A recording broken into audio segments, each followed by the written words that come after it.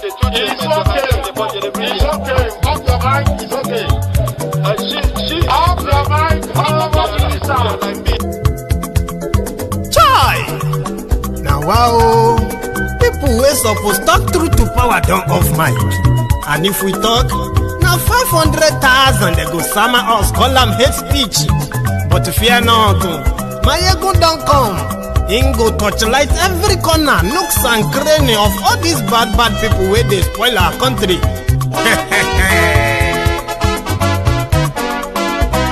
So my people make we laugh, oh yo yo. Maiyegun don't come, oh yo yo. My people make we shout, oh yo yo. Maiyegun don't come, oh yo yo. Maiyegun don't come, man of the masses, oh yo yo.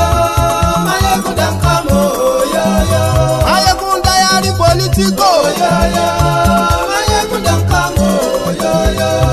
This one not the off in mind, oh yo yo. Maiyegun don't come, oh yo yo. Can in the touchlight every corner, oh yo yo. Maiyegun don't come, oh yo yo. Okay, some people be they holla say they want the power. Chai, them be promise us say we go get light and power. Them hustle so they can't get the power. But now they know they do anything with the power. Every day, dollar just they get the higher power. Over naira, see them talk say make we off mind. But thank God say Maiyegun don't come. So my people make you laugh, oh yo yo. Maiyegun don't come, oh yo yo. My people make we shout, oh yo yo. Maiyegun don't come, oh yo yo. Maiyegun don't come, man of the masses, oh yo yo. Maiyegun don't come, oh yo yo. Maiyegun diary Politico, oh yo yo. Maiyegun don't come, oh yo yo. This one not they off in mind, oh yo yo. Maiyegun don't come, oh yo yo. Person where they do evil, no one make person talk. Them say that Maiyegun, that man too they talk. He too they talk. Say Maiyegun diary, he they hot like pepper. But every day then they take money in bulk. Woman picking, they the street they hawk. Still them talk say make we no talk. But thank God say Maiyegun don't come. So my people make you laugh, oh yo yo. Maiyegun don't come, oh yo yo. My people make you shout, oh yo yo. Maiyegun don't come, oh yo yo. Maiyegun don't come, man of the masses, oh yo yo. Maiyegun don't come, oh yo yo. Maiyegun diary Politico, oh yo yo. Maiyegun don't come, oh yo yo. This man not they off in mind, oh yo yo. Maiyegun don't come, oh yo yo. Aha. Now you not done here, all these bad politicians, then we call themselves politicians. When they thief our money, we no want to make the common man get waiting supposed get for this country. Una never hear something. Now go hear one, Maiyegun, you go show na paper. Maiyegun diary Politico. So my people make you shout, oh yo yo. Maiyegun don't come, oh yo yo. My people make we laugh, oh yo yo. Maiyegun don't come, oh yo yo. Hello there, brethren. So good morning to you, good afternoon to you, and good evening to you from wherever you are joining us. It is Maiyegun live. Thank you for joining me. And also don't forget that after reading the caption of the broadcast, read the description as well, just to get the insight, right? The hands-on kind of like idea of what we will be talking about tonight. So I have been away for like 2 days, I think. And it is simply because of an important family engagement. Agbeke has been pretty much under the weather. So I've had to like look after this, the win one. So it's good to be back here, by the way. And let's see how the night goes. Share the broadcast, like it, invite your friends, invite your not so friendly friends. Tell them to join us. Again, just for catch up to what is currently going on. in Nigeria and even outside Nigeria. So in the last few days, since when the news that the National Assembly of Nigeria, led by Akpabiole, have approved an amendment to supposed 2022 Electoral Act. This is going to be the framework of how their 2027 will be conducted. So there is this by party sort of like an agreement that Nigeria should at this time include the mandatory e-transmission, electronic transmission of election results. That is a real-time transmission. But there are those whose argument was that there are about 9 states in Nigeria, especially in northern part of Nigeria, battling insecurity. Therefore, the unreliability of the network providers in Nigeria, the collapsing national grid, as well as this insecurity, will deny these people from these 9 states in Nigeria from receiving or uploading, or from uploading their own live results. That's the argument of the Akpabioles and gang. But those who are pushing for this believes that you can't be investing these hundreds of billions of naira in your elections, right? And yet, meanwhile, like investing billions in what you proclaim to be technological sort of like inclusion in your elections, right? And then on the other hand, you are pretty much okay with the archaic way of doing it by giving excuses why technology can work all over the country. The blah, the blah. So at this loggerhead also came an information that some of the senators themselves actually agreed that the mandatory lifetime election results, uploading is what they agreed on until Akpabiole and gang changed what they agreed to transmit to transfer, something that is just a pretty much intentional legal lacuna they are putting inside their electoral act, and they know what they are doing. So a lot of people have been reacting online. Not much offline is pretty much known, but however, people started calling that, listen, if you want to participate in the 2027 charade, it is ideal to understand that it is not during the election day, that they rig your elections. The rigging begins from processes like this, including the laws that are supposed to guide the election conduct, as well as the pre, during, and post-election period. So in all of this, it seemed that the opposition, which is pretty much like almost like divided as well in this sense, I've not seen any kind of like unity in that regard. Okay, the opposition are trying to mount pressure on the National Assembly, where they believe before the final bill or the final whatever comes out, right, it should reflect the general wish of the people. Now, general wish of the people is also divided. For those who are supporting the government, they believe that if the law that guides their next election is properly put in place, it can probably, to some extent, right, safeguard the credibility of that election. So, and if that should be the case, APC, Ekbekegbe, stands no chance of surviving, not even Tinubu, because without this setup, this rigging arrangements, right, there stands no chance of any free and fair election. While their supporters, and on the other hand, believes that if the argument is that an electoral act that must be universal, which means it must be something that every part of the country must use. And if this technology is not applicable to all the rest of the country, so therefore, they are okay with what Tinubu and gang want to do. Like I said, complicated, but the conversation is kind of like heated.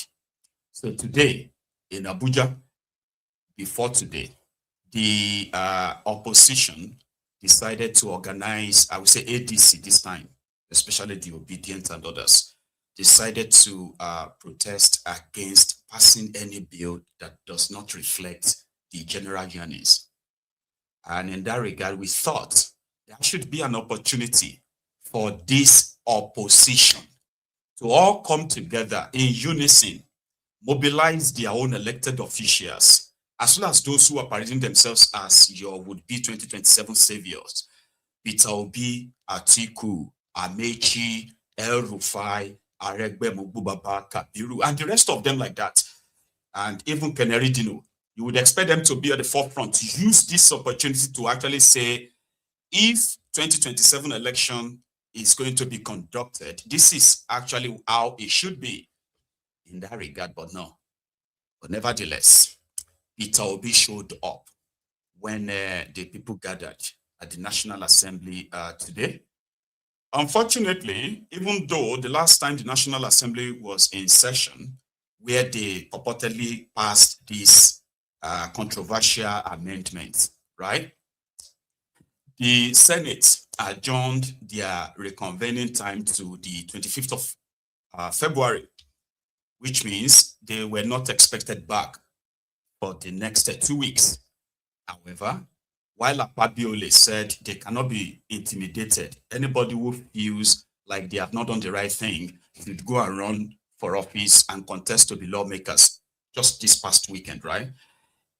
After that speech, the announcement now came that there will be an emergency sitting where all the senators would have to please come back on Tuesday, which is tomorrow, okay, to deliberate on this, their, what do you call it, Electoral Act. But you know where this is headed, Abby? I won't jump the gun. So in the next few minutes, and possibly hour, I will take you through the events that is currently shaping up what their 2027 is likely going to be like. So sit back, like I said before, after reading caption and all that, liking it. You've liked the broadcast, have you? Like it, and then share it. Tag your friends, tell them to join us, okay? And let's go to Abuja, where it all happened today. And from what I have heard from the pillars, this could be the start of what may be a week-long kind of like a stakeout. But today in Abuja, we will start with that. Here, when Peter Obi arrived at the gathering, I believe, from the start. Let's start with this. Obi is here live and direct. Live and direct. They must give us real-time results. They must give us real-time results.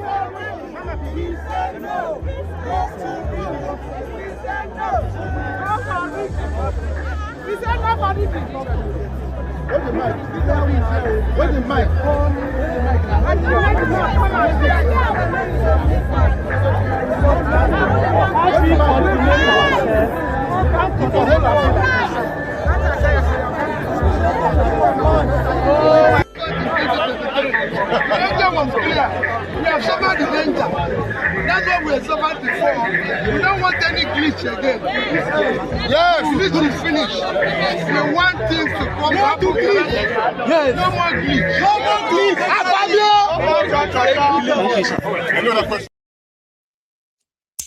Right? Like I said, it would have been an opportunity for Atiku and others in the ADC and even other opposition, okay, to unite and say, no, this is not going to happen this time around. But let me take you down memory lane before we continue with what's going on in Abuja and why sometimes it is, in the long run, a waste of time.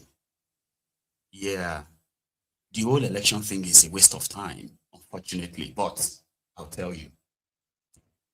In 2018, when Momodu Yakubu was the INEC chairman, they said they had this new technology which would help INEC to document the election results in what they then referred to as server, INEC server.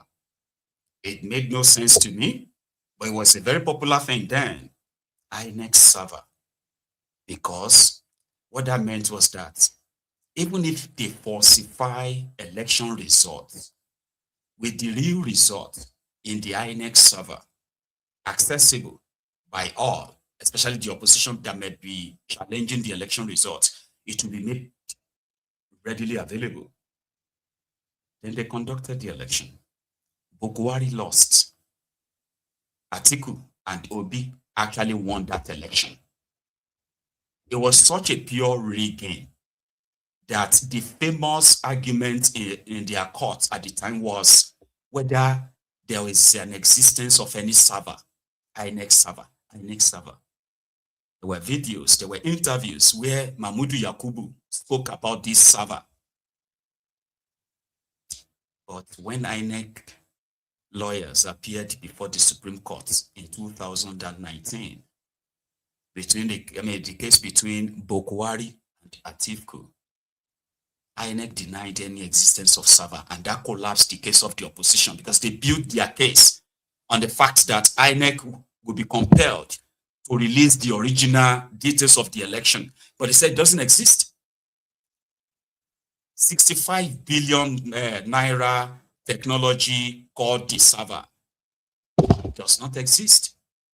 And they told them at the Supreme Court. That was the end.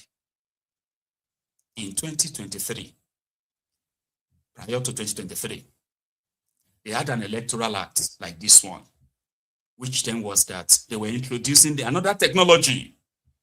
And this time around, this technology is going to be live transmission of election results across the country. So in 2022, they tried it in Ekiti, tried it in Osun. And it worked. I mean, it worked. People could see the live result of the elections. So all those ballot stuffing, falsification of results was so minimized. INEC used that to campaign all over Nigeria in 2022. The 2023 elections, oh, bang, it cannot be rigged. 117 billion naira was committed to that technology, IREF, BVAS. Then on the day of elections, they were conducting presidential election, National Assembly election, which is the Senate and the Reps. And guess what? The IREF, the BVAS, work perfectly well. Like it worked, worked there perfectly well in more than 98% of the country. There was no issue with the result of the House of Reps, the Senate, across the country on the day of the election until around 1 p.m. in the afternoon, when the IRF for the presidential election suddenly shut down. Immediately, they started cooking different propaganda about how some people are trying to hack the website, how some blah. But they were not hacking the National Assembly. They were hacking presidential. That was it. 117 billion naira project. And when they asked the INEC in court, why did you use that technology? They said, well, it was optional. We're not really using it. It wasn't really important. What? And guess what? The opposition built their cases on the shutting down of the IRF, asking INEC to present the original results that they announced. Here you get. But guess what? INEC didn't have to prove anything. They just...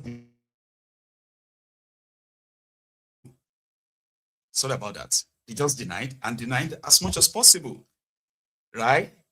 And then the Supreme Court ruled that the 117 billion naira technology, IRF, BIVAS, was unconstitutional. Really? It was unconstitutional. INEC has the discretion. Where did you see that? They say, well, it's part of that section, so and so in the Electoral Act. And everybody read it was like, oh, that's true. So it is INEC that can decide the mode of conducting their election or the style or whatever. Okay, we don't want that anymore. We want you to put it in the law. Okay, that INEC has no discretion. This is what and how the election must be conducted. Simple. And they said, no, that one is not going to work. Like Akpabiole argued. Use of electronic transmission, even if it's transfer.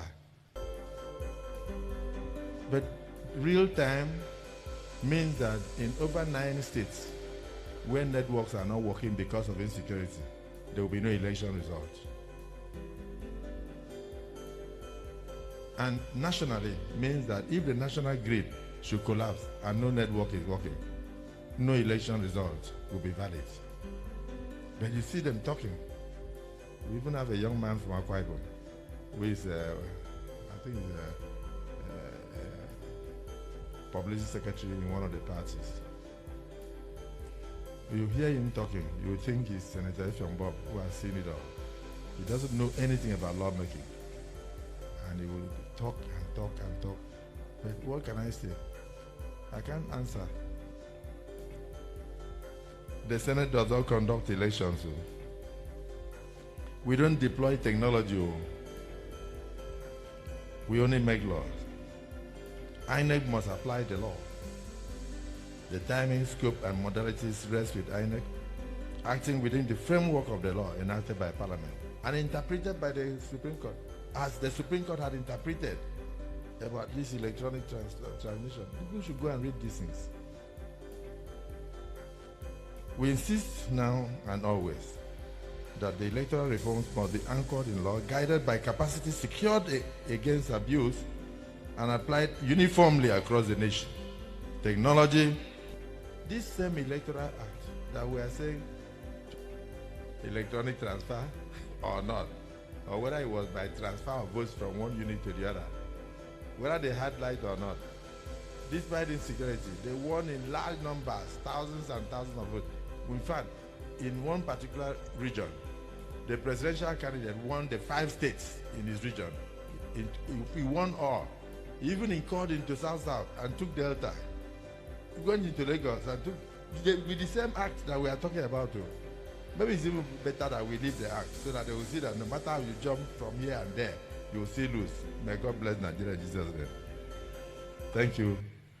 And I want to recommend this book to all legislators and to say that the governor...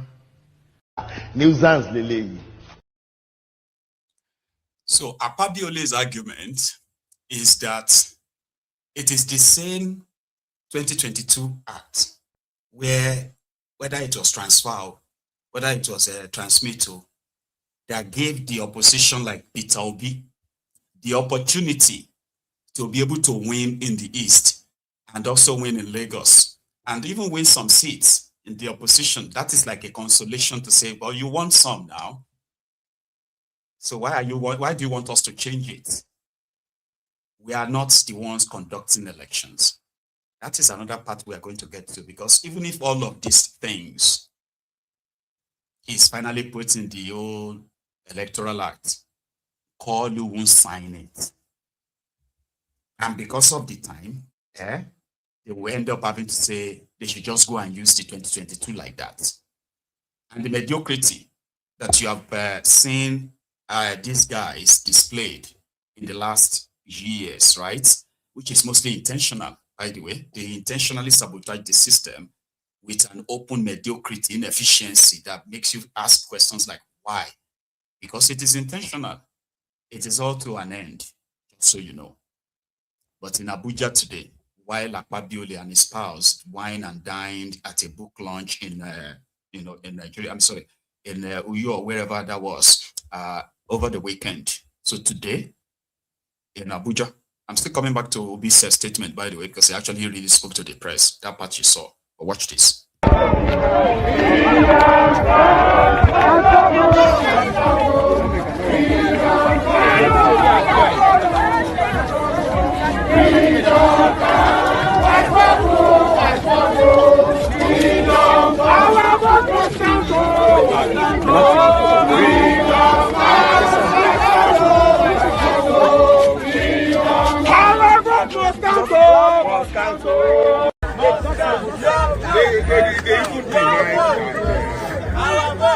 didn't say that. They want this strike. Let them know you are watching, and this electoral reform. No more night. No more. Electronic. Why not left from 360 days to 180 days? 2019, they spent billions on electoral reform. Jonathan said, okay, let's go Beavers. Let's have electronic voting. Now, 2023, they spent 359 billion again for this same thing. So why do you want to throw it away? Why the sudden no need to transmit? We all know what happened in collation room. Collation room is where you put garri for water. If you go overnight, before you come back, garri don't swell up, not turn to ever. It is better they transmit and they still do manual counting. For Nigerians to be happy, that's what we need. Do you think Senate will have to They already denied it that they didn't say there is no electronic transfer. They said it's just transmission and transfer, that the English we want correct. You watch it live. You watch the play. They were saying that the English they want to correct. So let us wait for them till tomorrow. This one are warning. And tomorrow we just test the mic. We test them. Say if you shouldn't test Nigeria. Test the microphone. So the excuse of saying that the network is on that one is 419. But POS is working everywhere in Nigeria. Put it this way: how do we explain something that we spend close to a trillion, and you just want to throw it like that? It's like carrying our money, throwing inside. 2026 budget for election is 1 trillion. 1 trillion plus. 1 trillion plus. No, at least for that one level be that. There's still another level. So let's take it one after the other. If three fall on three, we go take the top one first. No problem. Thank you. Okay. If you are coming tomorrow, this one, when they say they don't allow us to enter today, coming tomorrow, tomorrow we will enter this place. This National Assembly belongs to us. You know that we are not stopping here tomorrow. Tomorrow we will enter this place. And no force, nobody can stop us from entering National Assembly tomorrow. Who is a criminal? Akpabio is a criminal.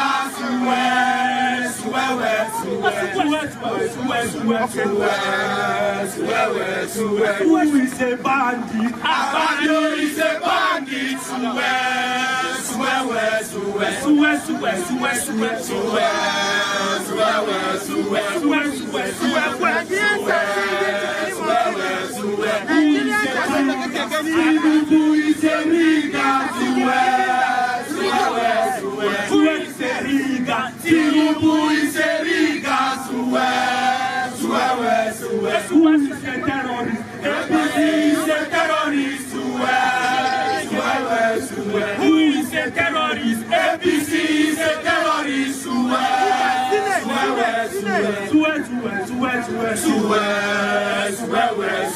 Who are the criminals?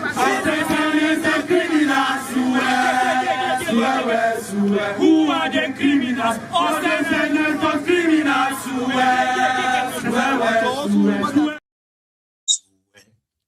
I missed that song though.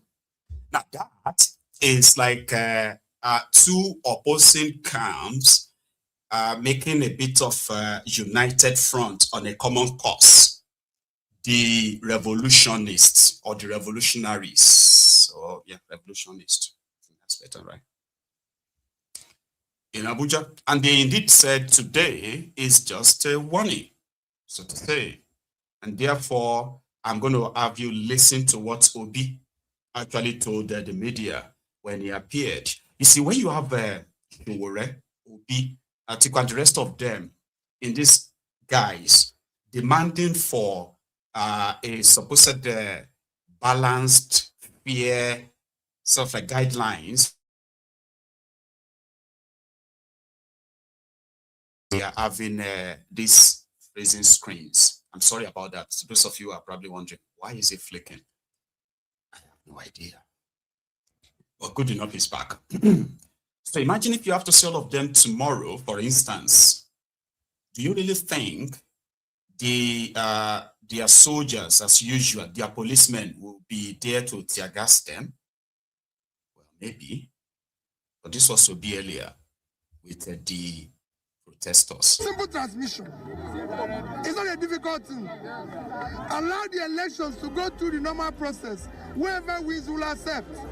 So why are you bringing us of confusion? I want to ask you a question. Last week, they protested, and last night, the Senate issued a statement saying that they are going to have an emergency plenary sitting tomorrow. Doesn't that make a difference? That's what we are trying to make sure they make that difference. So are you coming here tomorrow to protest it? No. When they sit tomorrow, after they are sitting tomorrow. But the political parties are lagging behind. I think it's the Nigerian situation that is working. They are working towards this action. We are working. We are doing that. That's what it's good you are seeing me today now. It's the first time for everything. Let us get on that side. We keep on.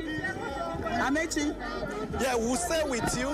Let's continue to have a site. And we want to save democracy. We must save democracy in Nigeria. Akpabio let Nigeria go. Akpabio let Nigeria go. Akpabio let Nigeria go. My vote must count. Your vote must count. Your vote must count. Our vote must count. Every vote must count. Every vote must count. Every vote must count. And the vote must count. No rigging must count. No rigging must count. My vote must count. Your vote must count. Our vote must count. No rigging must count. No rigging must count.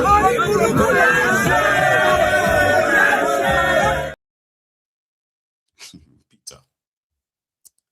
So that also be there. And in his own way, he is probably going to be there tomorrow as well, or not. However, I need to remind you again a bit of the trick played by Akpabiole and his gang. You know, it's like wordplay. Transmit, transfer. So transfer is pretty much like after your election is completed, they will take the ballots, the result and everything. They will then transfer them to the collation center. At the collation center, they will add all the numbers together, okay? And then they will take them to the state collation center where the general result will then be announced. Transmit simply means you can avoid all of that. In fact, you can still do all of that, but they won't have too much bearing on the final result anymore, because if you finish election right here, right now, and then you saw them announce the winner and the numbers they scored and all that, in that same breath, the result after that announcement is transmitted electronically. Simply means it just goes straight to the central kind of like a port where every candidate participating in the elections, all of the vote for them across the country from the polling unit level will accumulate later at the local government and states, and then at the federal. It's easier in that sense. It saves everybody's sort of like a distress of mutilated election results and all that. Abaribe said that is what they agreed to do, which is to allow the electronically transmission of the results. But they are all conflicting themselves, kind of like contradicting themselves. Some said, well, we agreed to retain the 2022, which is electronically and manually, but INEC should decide. What are you talking about? That's the bone of contention. INEC shouldn't decide. The law should decide. INEC should obey whatever the law says. You get what I mean? But here is how they play the trick. Quick one, sharp. And they started transfer the election results. And they are now telling people that, no, they can still electronically do it and all that, but it's going to be transfer. Clause 60. Yes, Senator Maiyegun. Mr. President, distinguished senators, my name is Mohamed Tahir Monguno. I represent Borunet Senatorial District. Mr. President, I propose that instead of using the word transmission, we should retain what is in the existing word extant law, which is transfer.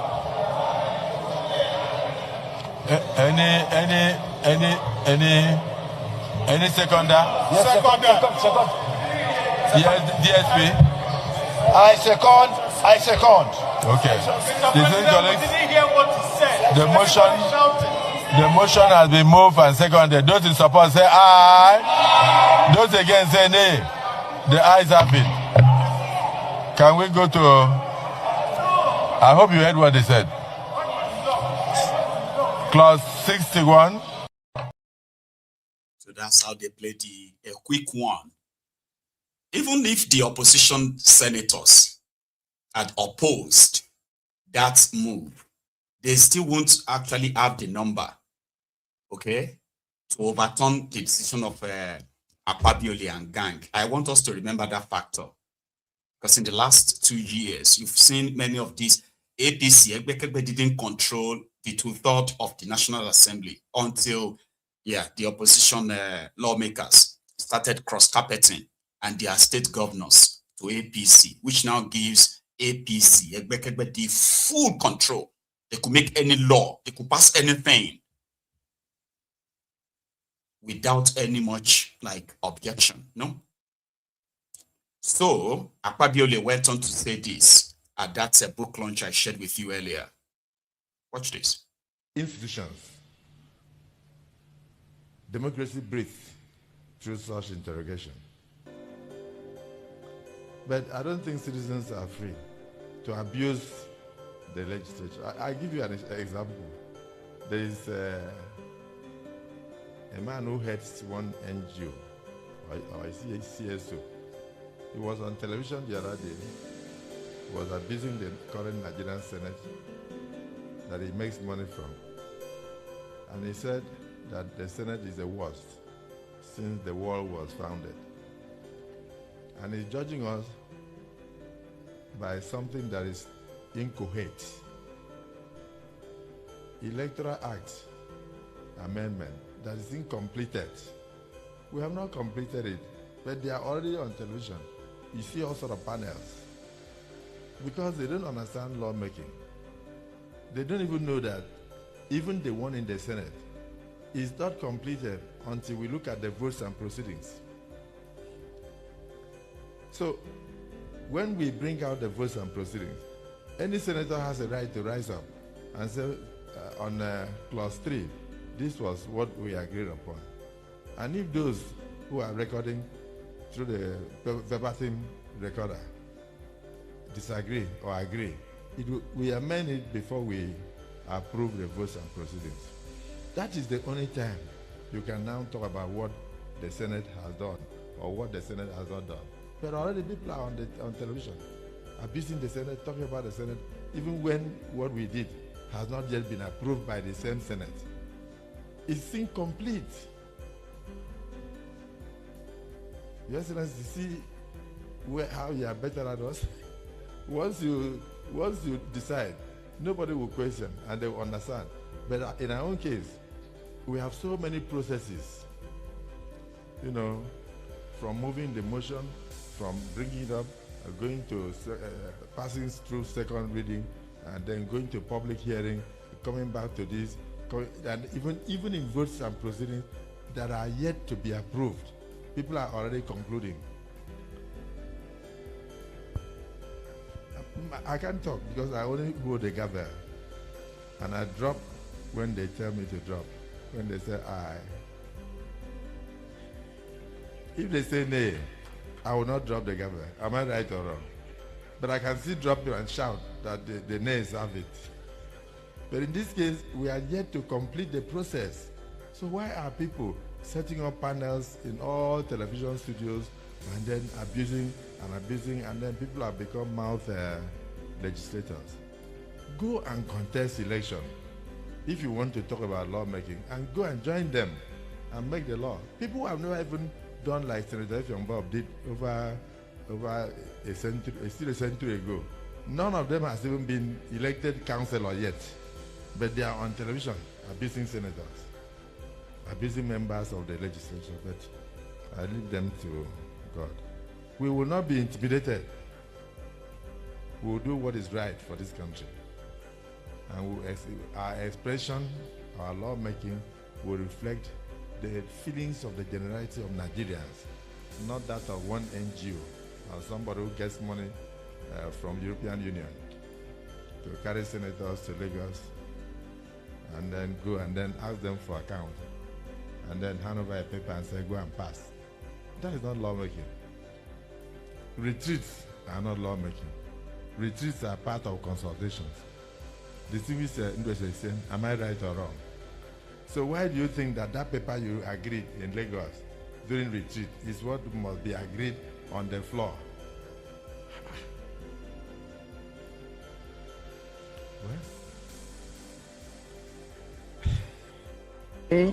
Àmọ́ ọ̀rọ̀ tẹ́ gbé kalẹ̀ yìí ó dàbí ọ̀rọ̀ ẹni tí ọpọlọ rẹ̀ yòrò tàbí ẹni tí Ọlọ́run fi síbi aláṣà àwọn ọpọlọ rẹ̀ bí ọpọlọ ikú. Ó jọ má bẹ́ẹ̀ tọpọlọ rẹ̀ ò tó nǹkan rárá tàbí ètò wà ń bẹ kó má tiẹ̀ wúlò má rárá. The likes of Akpabiole, they are enjoying the limelight of their supposed public position. They are in the position to tell us what is right for Nigeria. And once they make that position known, if you oppose it, it becomes you versus them. Do you understand? Because they have to do what will work for them, what will make them continue to manipulate the elections that continue to produce these unscrupulous elements.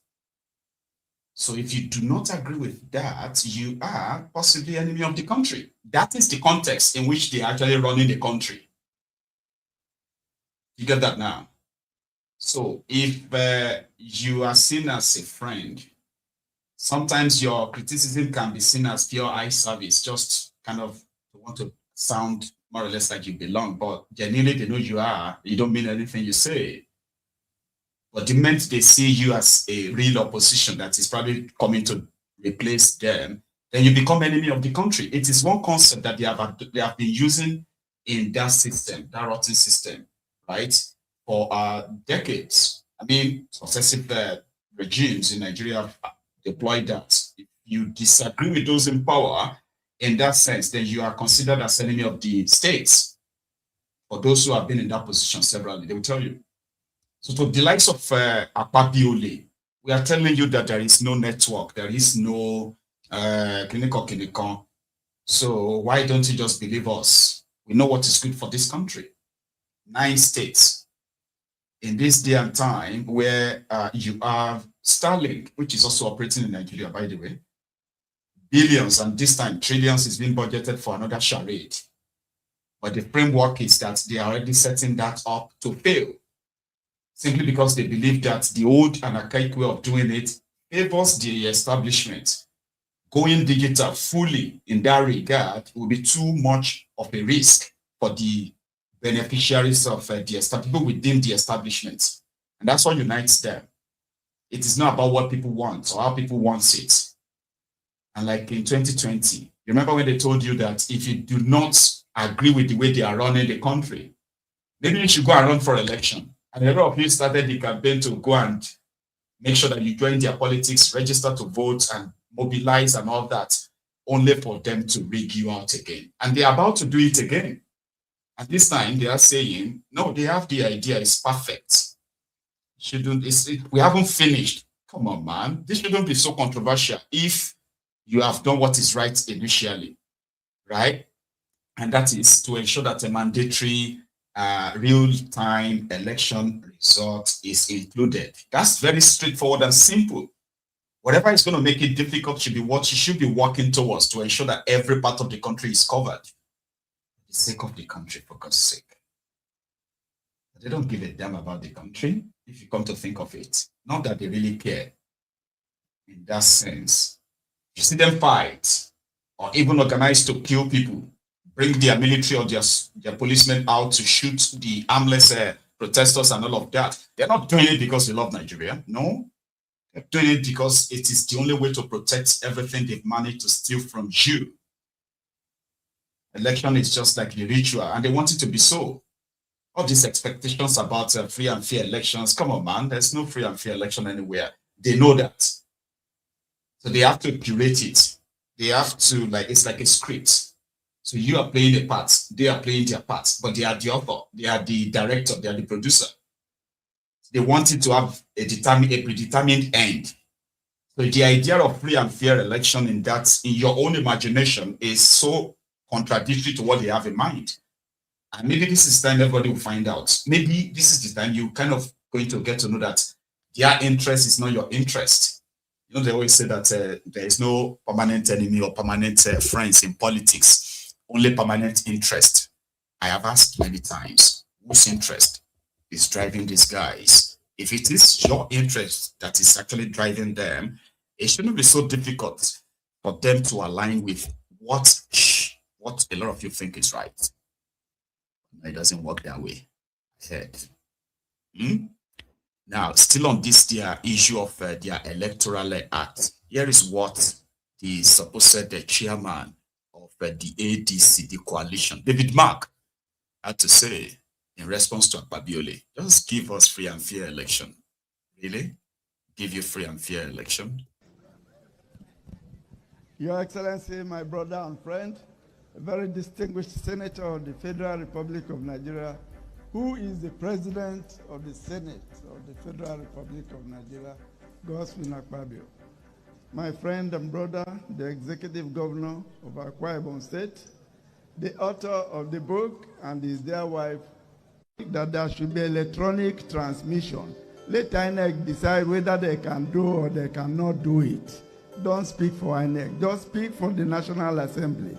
And what the public wants is, let there be electronic transmission. Now, if INEC cannot do it, it is in their own problem. That's their own problem. Not for you to speak for INEC. It's as simple as that. But that's just a by the way issue. It's not a serious issue. Which I don't want to sit here and reveal all my strategy. I am the first speaker among the three of us running. So they will spy on me. So you will have a limited answer here today. Another day you can bring me back. But that's part of what I do. So, the establishment versus the establishment in that regard. However, there are those others who are also making their own input, wanting this National Assembly not to throw the country into a political crisis if these guys remain aloof, believing that, they figured it out. And therefore, whatever people who are currently rejecting this, their push, is doing is doesn't really matter to them, right? But they are kind of like calling their attention to say, well, they probably won't really go well for you guys. But here, is what Abaribe said on a space on X, on the same matter. What did the National Assembly pass? What is Akpabiole and his gang doing? We're already dealing with the forgery of the new tax law, right? Where they have this alteration and all of that. That one in itself is just dying down, where people just have to kind of like pretend it's not an issue anymore. And you're having this Electoral Acts amendment that should be public. There are accusations that there are those behind to ensure that this that they passed is not the same that is currently causing this conversation right now. I don't get it. What happened? There was a lot of movement, a lot of noise, and all that, and we never knew what just transpired. And we turned around and said, no, what the hell went on here? In fact, it was Senator Victor Ume who called my attention. I said, what we have in the paper before us, which we're supposed to have just gone through, was not what was passed, so that it was transfer. Then I walked to the Senate president and asked him, what exactly did we pass now? He told me himself, oh no, it was transmission. It's not a problem. Everything is fine. And I believed him. I came back. And then everybody was saying, no, this is what went on and all that. So we now said, okay, what do we do now? Under our rules, once the gavel is hit, you can only come back to that particular issue by a written motion. So it's like tying your hands. You can't move anymore. It's called a motion on rescission. And so what we now said, okay, fine. And he continued saying, don't worry, it was transmission. After all, he has been there in the rules before. But we said, no, the issue is not whether he has been there in the rules before. It was there.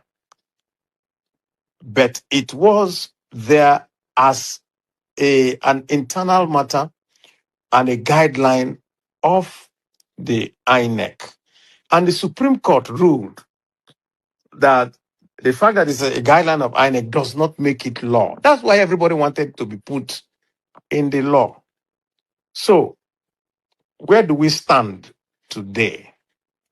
We stand with the fact that we thought that what we had passed was transmission. And they now say, oh no, what was passed is transfer. I say, okay, fine. Let us see the votes and proceedings.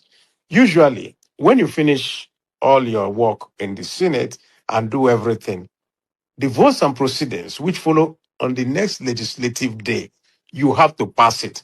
And the question is it a true reflection of what we have done?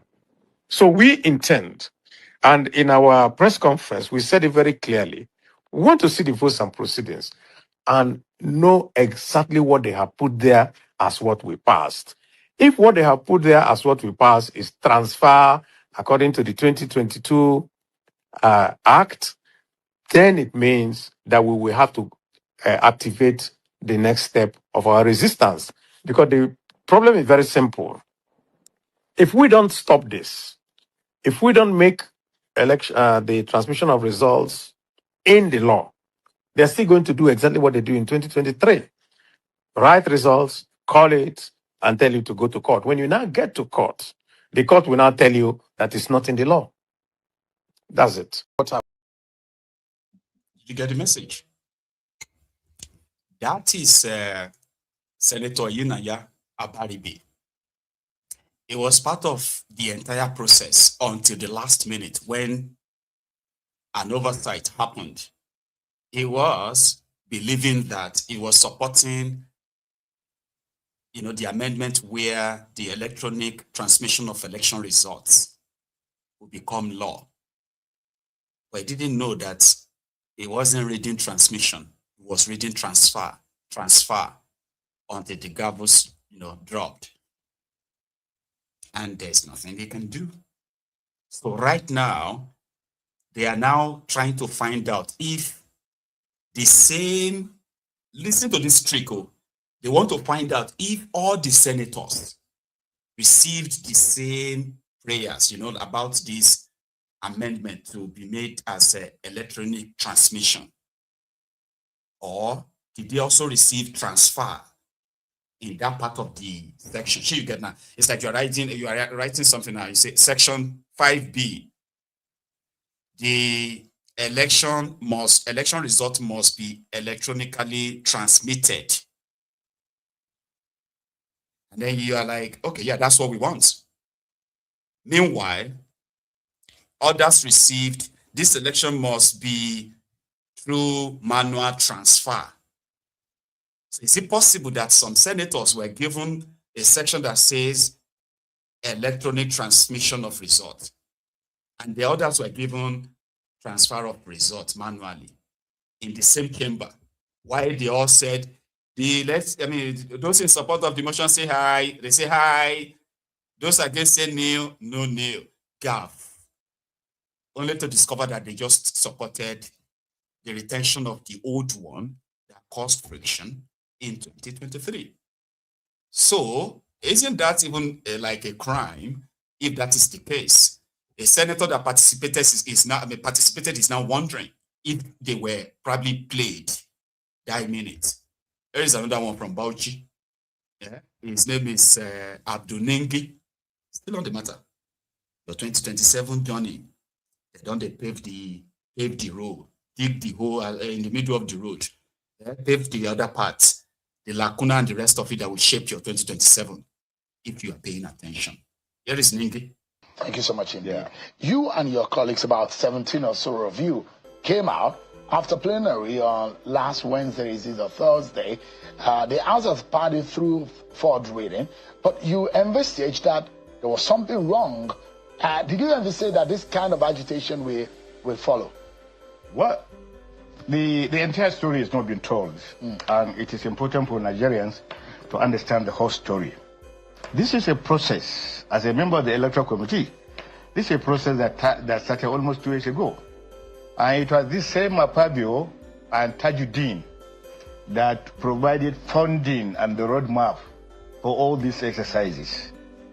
The Akpabio and the Speaker provided us funding to visit all the 6 geopolitical zones and spent at least 7 days there collecting results.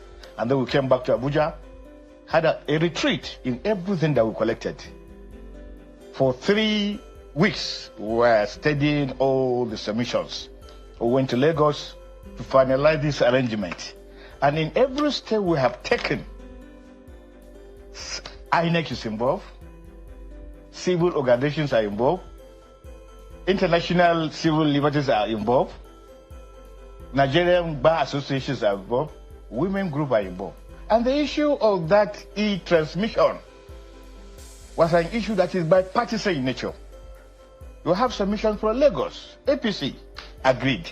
We have submission from Delta, agreed. We have submission from Ikiti, agreed. We have submission from Kano, from Katsina, from Bauchi, from Maiduguri, from Adamawa, all in totality, agreeing with the e-transmission real time. Is it in the plenary? No. During the public hearing. During the public hearing. And when we now finalize, we went to Lagos and asked INEC to come. In every proceedings after the public hearing, INEC had representation there in every matter. And we visited every location in this country. And we also asked our consultants to give us what's happening in Ghana, e-transmission, Botswana, e-transmission, Kenya, e-transmission, Rwanda, e-transmission. And we asked, how did they do it? Everything that we were doing, INEC was there. Civil organizations were there. Nigerian bar associations were there. And we were guided, we look at the angles, and then we finish everything by the end of October. When we went on this recess, House came back because the position of the House and that of the Senate is one and the same thing. And that when the House came and passed their own, we said, okay, and there was an outrage by Nigerians that maybe Senate wanted to delay, whatever reason. We now said, okay, we wanted as committee members to inform Nigerians, to inform our colleagues who are not a party to being committee members, the reason for putting those clauses in the draft bill. And that's what we did.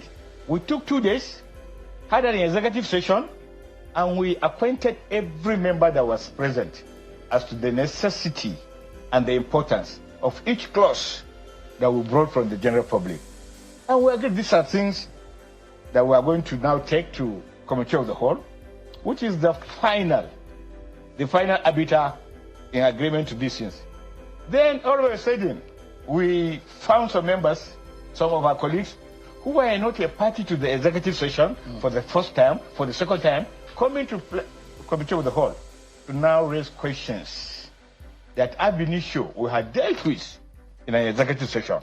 And that's why it saddens us that at committee, because it's all intentional.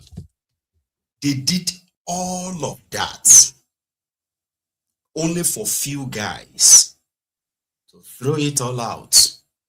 All of the concerns, the worries, as well as the supposed expected gains of the e-transmission of election results have all been answered, figured out.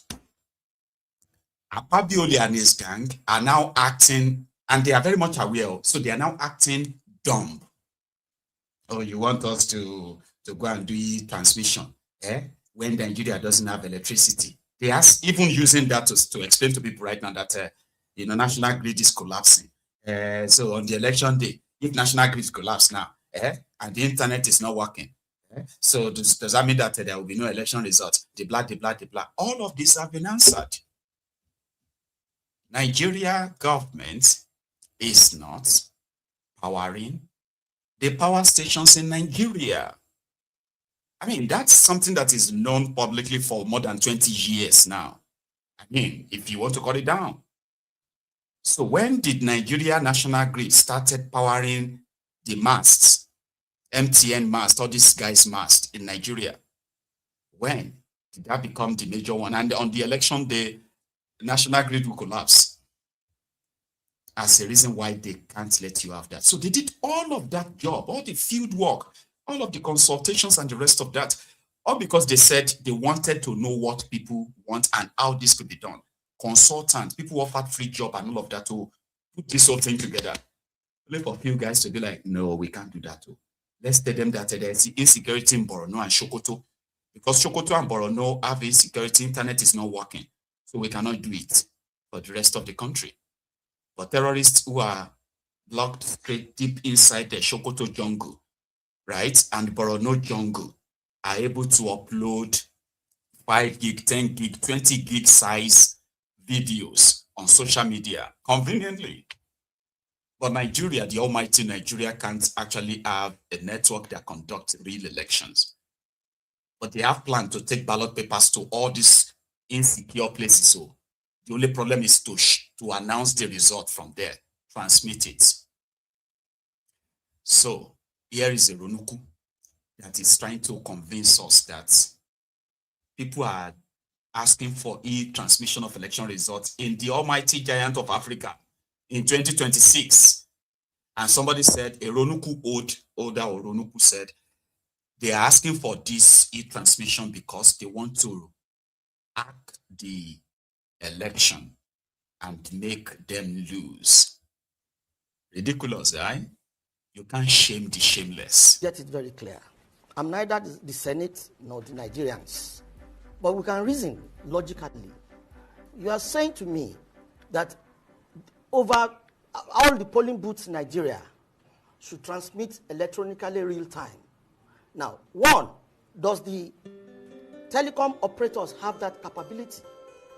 Two, do we have enough electricity to undertake that responsibility in Nigeria? Three, is the infrastructure of the telecom companies sufficient enough to undertake such exercise? Now, what will happen? The last election we had, the INEC server was attacked over 1 million times. So, what they are saying is we should put the electoral process within the vulnerability of hijackers. They now hack the servers. We now go back to, this election is inconclusive. We can't then cause a lot of confusion. That's what I see them pushing. We should. America does not even transmit electronically real time. There are manual parts of election, and what can happen, like as it has always happened, is you vote, and they count the votes. Then party agents append, their signatures on the paper. The paper can then be scanned and transmitted anyhow you want. But get it very clear. Nuisance leleyi. Nuisance leleyi. How many of your uncles do you really think that guy reminds you of? Those elderly people, when they are acting like normal stupidity in that sense, right? But they are very confident like that. E-transmission of election results is simply to say, after you have done the manual part of the voting, you have been verified as the right holder of the voter's card. You have the right to vote there. Then you are given your ballot papers. They are not even asking you to come and vote digitally now. You will be given your ballot papers. And then you choose. Once you vote, then you go and drop it in the ballot box. Then it is the job of the electoral officers to sort these ballot papers based on who votes for who. And once the sorting is done, they would announce the result to everybody's hearings there and say, oh, Party A scored 55. Party B scored 41. Therefore, Party A is the winner. So, by a total vote of 55, then the next thing they pick up the beavers. It's there. It's part of the process. They go on and say, okay, at this polling unit, which is already accredited, like it's already assigned on that machine, you go on there and then you type it. Party A, 55. Party B, 41. Other parties, 20. You kind of type every vote in front of each party that scored that you sorted. You don't even have to say this is winner or not winner. It's not your job. All you have to do is once you are done, then you post it straight to the online election collation center. That doesn't even remove the fact that after you have done that, your job is not done as an electoral officer. Not even you, the voters, who are currently monitoring the vote. Because the moment they post the results, everybody will post theirs from every polling unit. Okay? So there is a system that is going to collate and say, 55 years, 20 there, 70 there, 80 here. And they will say, oh, in this local government area, Party A scored 1,020 votes. Party B scored 870 votes. That's how they are going to collect it that same way. The system will take it, it will do it. Right? So after that, then you can pack all the ballot papers used, the ballot, the election materials you have used, pack all of them and take them back to wherever your designated meeting point is. Because the ballot papers must be protected. They are evidence that could be evidence in the electoral litigation. So you protect them, and but what happened is that the live results of what happened live that people have seen there, agreed to, can no longer be changed by some unscrupulous criminals. Here you get me now. Who can just sit somewhere and change 555 to 550? They will change 41 to 4,100. And they will still insert it in a bogus center that they will announce as the final result. How can you not see that? Why should any APC oppose that? They're supposed to be progressives, right? Right. So some of them are saying all of this talk is to try to want to get a sympathy because Tinubu will win. Tinubu will defeat his enemies. Tinubu can do that. The people are not saying it shouldn't. But I mean, you know it yourself. Why are you worried that if people are allowed to actually choose themselves and all of that, right? So one of them took on El Rufai's son. Bello is a lawmaker in Abuja, right? So El Rufai's son was invited over this conversation too, okay? That they should protest. People should protest. People should go to Abuja, occupy National Assembly, demand that the politicians or the lawmakers should do what is right. So they invited El Rufaya's son to that space. And he was there to give his own piece of advice. He is also a member of APC. Don't forget to. But typical Ronuku that want you to believe that anybody who is against Ifnubu is because that person hates the Yorubas or hates Nigeria in that regard. They are the enemies. God will shame you. After all this Ashiwaju did for Northern Nigeria, all you Northerners, you are just the blah. And that got to this young man, Bello, who took his time to reply this Ronuku. And it's quite like, hilarious to some extent, okay? Because he was able to tell this guy that, listen, I don't know what is wrong with you guys. With the way Nigeria is structured, myself, my family, and all of that, we are part of the system, okay? But some of you are mostly beggars, crumb eaters, the crumb chasers, the ass lickers, all those all-risers, the Ronukus generally. Like, do you really think there's something so special having a Yoruba man as president of Nigeria? How did that work? How did that go for those who have had the likes of Yaradua, Jonathan, Obasanjo, and all of that in power? And how is it going for you right now? I mean, I had to take my time to listen to everything. You should. Here is El Rufaya's son responding to one Ronuku who just gone astray. Governor of Virginia. So you're absolutely right. What I'll ask the Victor, him that is there tooting for the South, I can assure him if a Southern president stays in power, whether he's in any party, whether he's Muslim or Christian, me, as the son of a big man in this current Nigeria, I will enjoy more than him, the Southerner. It's ignorant. Absolutely ignorant. And there is hypocrisy. By the way, I'm the one in Nass, not people like Victor. It's me. So I'm not going to promote Occupy anything because I'm the victim of it, if you want to put it that way. Do you understand? But you can't in this day and age just decide people should not exercise their fundamental right to complain and protest as long as it's within the confines of the law. It's ridiculous. And once people do that, your first attempt is everybody. This power, me, I have it now. What makes you think everybody wants it? And by the way, I have whenever I don't speak as much in the house as people think. But whenever I've spoken, have you seen me as an APC member ever criticize or mention a senator or a member and say he's not doing well? I respect my colleagues. I do not do that. Okay? But you can't come and tell us that there's... And you see, Doctor, again, this history thing you guys must repeat. There's still the effects of many military leaders from the north ruling this nation. Okay, that is why I'm glad you called out that stupid handle, the Ariwa, whatever it is. Because people like Victor see this, he's probably a 24-year-old guy that can't buy Tampico, and they think he speaks for us in the north. Tell me, when President Obasanjo was president, did Otai become more developed than Ikoyi?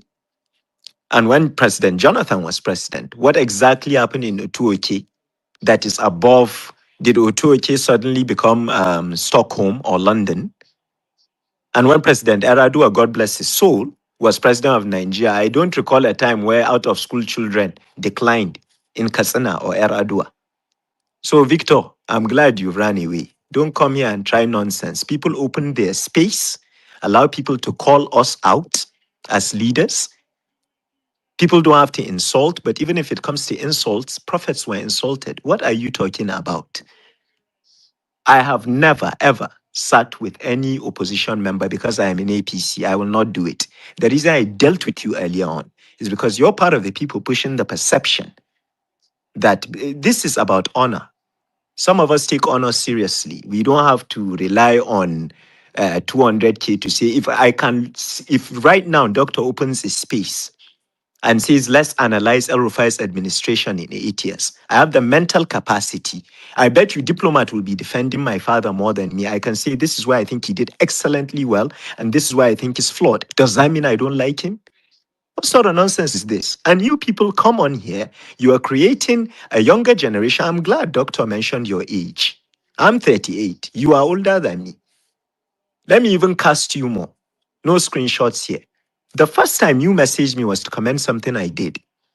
You came with a good solution about opening food banks instead of sharing food randomly. I appreciated it. A few months later, after Malam left APC, one time you used to hail Malam as the best when he said power must come to the south. Now you're all over the place, like a basic Ashawo in zone 4. And you think you are the one to come out. Please don't annoy me. I'm glad you left. Off the mic. No, sorry, I'll conclude now. I tried to tell Doc, but he's been annoying me for a while. It is within the right of every single Nigerian to look at any of us that took an oath that were elected to criticize us. They don't have to commend us. If you commend us, great. It's nice to be encouraged. But you learn things sometimes when you enter space like this. I don't enter space like this expecting to be honorable. I don't care what you record. That's why I wanted to tell people like you, Victor, whether for the next 10 years, by the grace of God, if Nigeria likes, let him give us all southern presidents. As a product of the elite, I will enjoy more than you as a northerner. Can you not see that? Do you not see the injustice in that? People have opened the space on issues. You are the first person to come and make it. I don't even recall doctor or diplomat mentioning candidates or party here. The issue is about an electoral act that was somewhat disagreed. Diplomat tried to explain to you than a senator. Do you think you know better than me in the house? Are you inside? Come and enter now. They had a senator that gave her time, and we must commend her for that. And they questioned her, no disrespect, nothing. The senator is in ADC. I'm in APC. You guys are saying you take me. I'm waiting. Come and try. Allow people to discuss, to give ideas without bringing your silly conspiracy theories. She is my friend. Have you ever heard me criticize Ashwaju? Look, the governor of Kaduna State and my father has issues. Have you ever heard me speak about Kaduna State in a bad way? There are ways around it. But when you open a space and people have a freedom to say their views, stick to the issues. And by the way, sorry, doctor. Yes, we do look like hypocrites. Sorry, no problem. They paid our salary recently. Look, doctor and diplomat and the people in this space, yes, we did occupy Niger. And doctor, by the way, somebody asked me, I think it was somebody speaking earlier on that said when subsidy was removed. I'm ashamed to say it, but I don't like being inconsistent. I think one of the most courageous things Ashwaju did was removing subsidy. Only a few were benefiting. I know that. And all the political presidential candidates then stated they will do so. So nobody should come to us, please, and say, if it was my chance, I will remove subsidy. Even Jagora Kwankwaso said he will. I read all their manifestos. But I've realized maybe in removing it, we got... Jagora didn't say he will remove. Oh, then I take it back. Okay, but I know Peter Obi did. I know Waziri Atiku did. Do you understand? But me personally, I am for subsidy removal. I was. And by the way, I have a friend that I used to debate with, and he kept warning me, Bello, if they remove subsidy, people will suffer. And I kept telling him, no, a few benefit. You know, why can't you realize you made a mistake? For example, I'm not saying removing subsidy is a mistake. I have the capacity to be like, this is what I thought was right. Oh no, I'm wrong now. And own up to it. Yes, we did protest during President Jonathan's regime. So how can we now say if somebody wants to protest because I'm a rep member now, he's wrong to do so? Please, we need to change this thinking. It's the least we can do. It is the least we can do.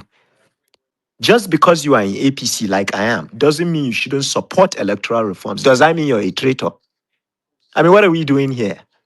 I fear nobody but God. Okay? Nobody feeds me. You know, so there are things that you can come out and say, no, this is wrong. It is wrong. For example, I think it is wrong for us to be posting that we're in private jets at a time. These things are wrong. So what if I say it? I didn't mention anybody's name. It's up to you to use your conscience and realize if it's wrong to do that as a leader. So ignore people like Victor. Dr. Bella, I think you dealt with him correctly. I wanted to deal with him because he used to avoid me. I think maybe 3 weeks ago, maybe he got a bonus of 20K. And he decided to mention me. If you have a problem with Malam, his Twitter is there. Go and mention, if you try me, I'll drag you like generator. Nonsense. Some of us want a better society because we know that we stand to gain much more.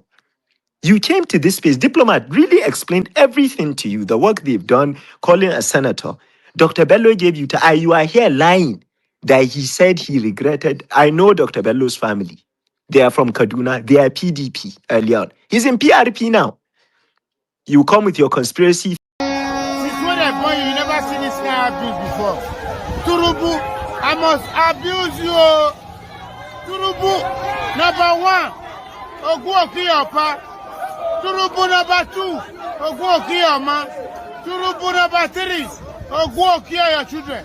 Turubu number four, Ogugo bury all your family.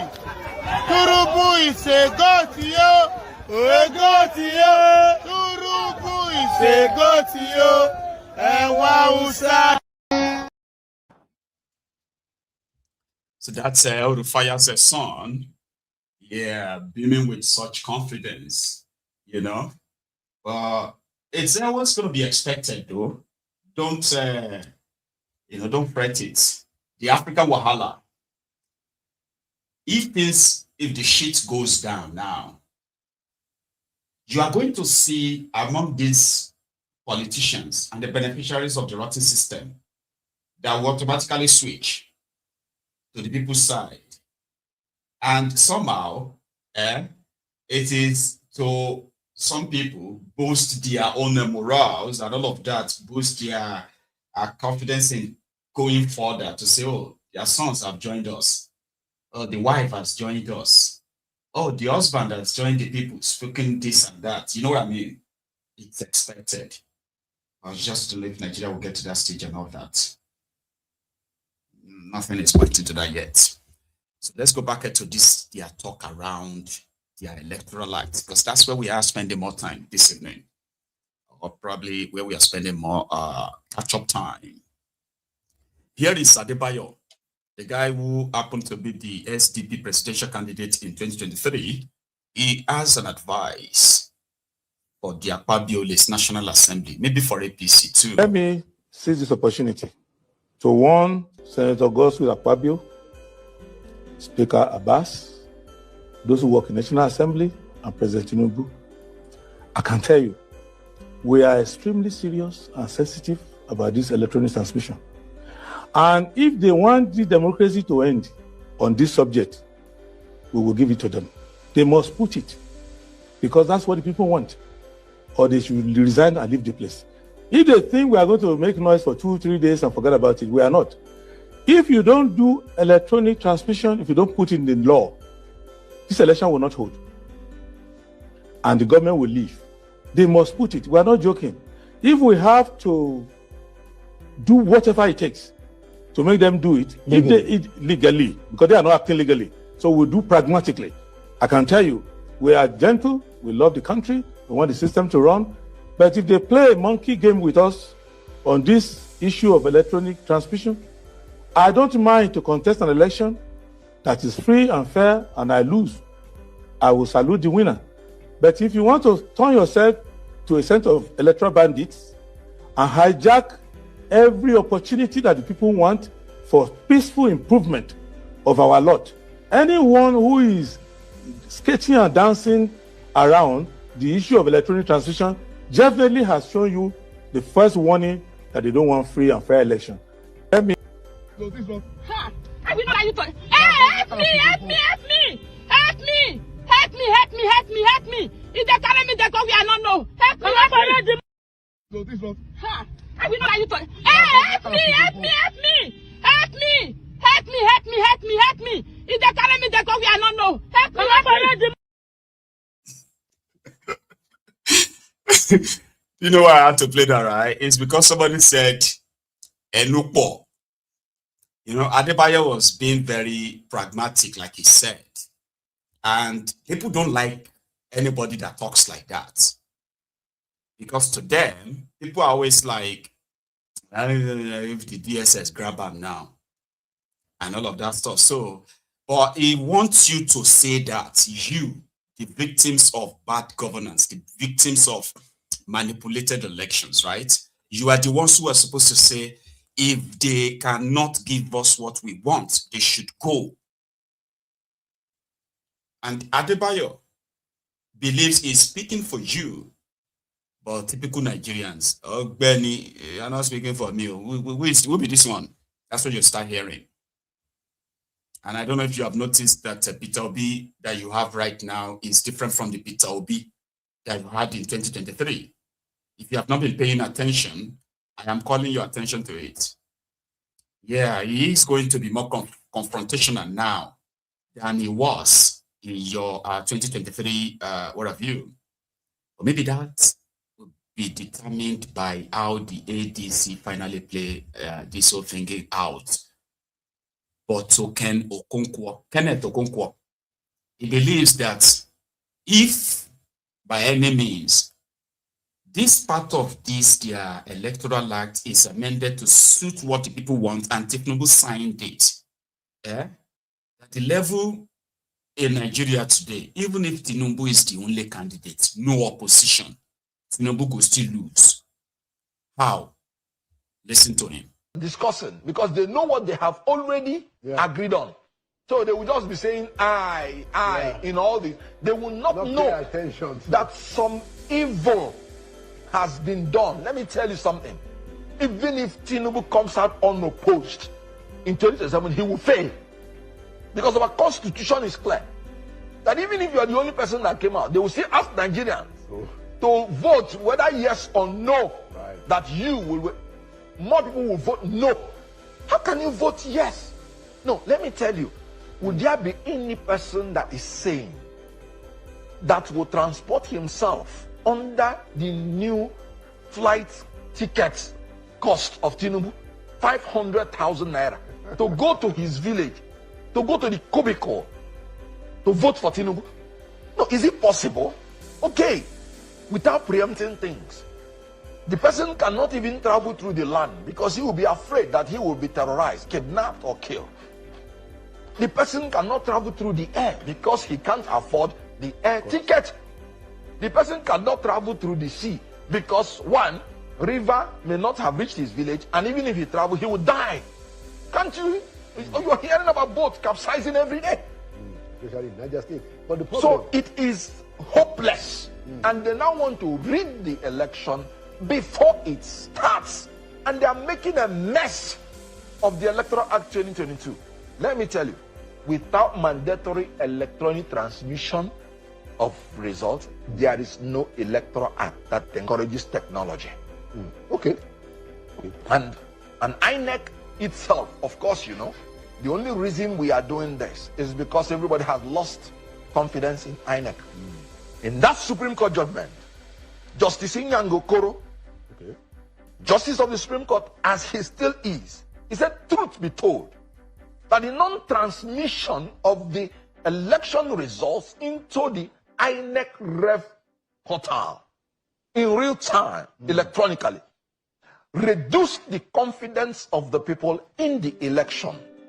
And so what it means is that even the Supreme Court has understood that people lost confidence in that election because this was not electronically transmitted. And there is a Senate president, because the legislature is the foundation of democracy, is the gatekeeper of democracy. The reason America is still standing today is because of the legislature that has refused to be compromised. And you have a Senate president who wants to rig election, who wants to manipulate election by Supreme Court's own submission, who wants Nigerians to lose confidence in the election. Because the Supreme Court has told you that the best way to make sure that the people have confidence in the election is immediately you finish in the polling unit, let them see their result in their own phone. And let me tell you, when people are debating, the legislature should better have an interpretative clause to every word they use. I told you that, in my own opinion, there were substantial provisions that made it mandatory for INEC to transfer and transmit. Section 62, good. Section 62, verse 2. Section 62, subsection 2. Is that clear? He said, INEC shall compile, maintain, and update on a continuous basis a register of election results to be known as National Electronic Register of Election Results, which shall be a distinct database and a repository of polling unit by polling unit results, including collated results of any election organized by INEC. And they should maintain the electronic copy at their headquarters. What else do you need? That's what the law says. Even the Section 62. Now, the Supreme Court now picked Section 62(1) and said this represents the manual transfer. And Section 62(2), which is the completion of the electronic transfer, you said no, it is post-election process. No. The interpretative canon of the law is that you interpret a section jointly, holistically, politically, not taking one subsection. One section is one section. So if the Supreme Court took 62(1), they must take 62(2) to complete the hybrid nature. That is actually the collation system they're talking about. 62(2). And they said on a continuous basis. Do you know what that means? Immediately you finish the election, transmit the polling unit. And each collation you finish, you transmit. So each level of collation is using discussing. I think na statistic we go chop.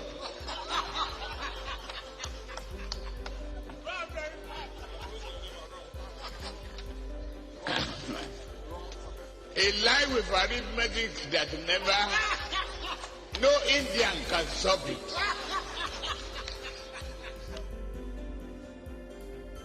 That is the man that you think is interested in your statistics or interested in logic. Like I told you, everything is intentional. Nothing happens by accident or coincidence or by mistake. No, even their mistake is intentional. Just so you understand the people you are dealing with. So a quick reminder, just a quick break, because that's the big favor you can do for me on Maiyegun's Diary Politico, that you are here this long. Take a moment and like the broadcast. Please. Thank you. So now let's take it a bit further, because we're going to have pretty much a long night this evening. So here is the guy that Akpabiole indirectly referred to as somebody abusing him online, sitting on panels here and there. Meanwhile, their opinions are just suggestive. They are not mandatory. So therefore, it's nothing. But the guy is here after that statement. But what you do about those vulnerabilities is you institute mechanisms that limit the extent of vulnerability. So you prevent any form of attack, because there is no system in the world that is insulated from penetration. So let's get that clear. But in this particular instance, what the political class seem to be scared of is the power that electronic transmission of results has. What does it do? It enhances the transparency of the process. It also ensures it has a deterrent effect, because at the lowest and perhaps the weakest link of our entire results management process is at the collation level. That is where results are manipulated. And what INEC did by introducing electronic transmission, whether it's IREV, is the fact that after voting at the polling unit, collect the results, enter the results on the result sheets, and then upload it, on a portal defined by INEC. That way, it enhances accessibility, so that when it goes to the collation center, everyone already sees the result. So if the collation officer is strategies of electronic transmission of results, it worked in Nasarawa, it worked in Zamfara, it worked in Abia. There are lots of elections where this particular mode of did deepen the integrity of the process. And I think that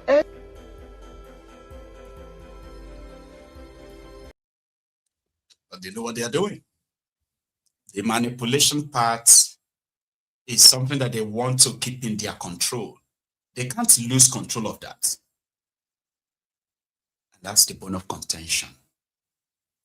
Talking about contention, yeah, we are going to go to River State. Over the weekend, Wike was busy, okay? And this time, to continue to try to convince Kalu that he doesn't need Fubara. You know, if you have been following this River State madness in the last month, but in the recent weeks, you will realize that Wike's move is to not only to rejig his base, it is also to put them in the strategic positions as the only source that is reliable for Tinubu's second-term campaign. And in the process, he would then have to take care of himself by at least choosing those he considered as his own loyalists that would then run for offices as designed by him, like in that control. So I've been seeing that, okay? So this past weekend, he is kind of like back at it. So they opened a new radio station in River State. And I think it is called Renewed Hope Radio, FM radio. The job, let me give you an idea, if you are from River State watching this broadcast. So the idea behind the radio is to ensure that they control the narrative, more or less like a propaganda platform. But a lot of you are going to be so attracted to it because it's going to be where they are going to be paying hospital bills, school fees, free cash winnings, maybe even win cars, something that will get a lot of you to have to listen to them. And of course, you have to be fed with the jumps of the Wike.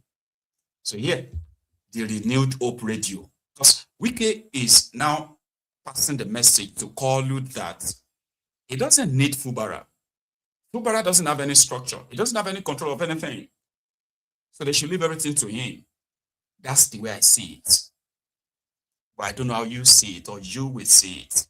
Here, Fubara's, Wike's radio station for Tinubu in River State. I think they call it a Renewed Hope radio station. I receive messages from all over the 6,866 units of River State. We are ready for this job. We are ready for 2027. You don't want to start up again. Allow the press to come in now. Allow the press. Press. Sorry. Hello. You actually see this is the state of art studio. I make my comparison. There is nothing like this in the state. And from here you can conduct various interviews. This is not only the studio, there's a second one at the other end, and we have a unit for maintenance. This is a complete studio. We transmitted from here at the point, and when we finished the activities, we felt there was no need to continue. So, in terms of communication, we are ready, and this place is there to help us. This is. Let's just. Nothing like it around. Let's move around. Chief. Seven of Vedas. Chief, you can see you from the other mic. It's tinted. I can come here catching job.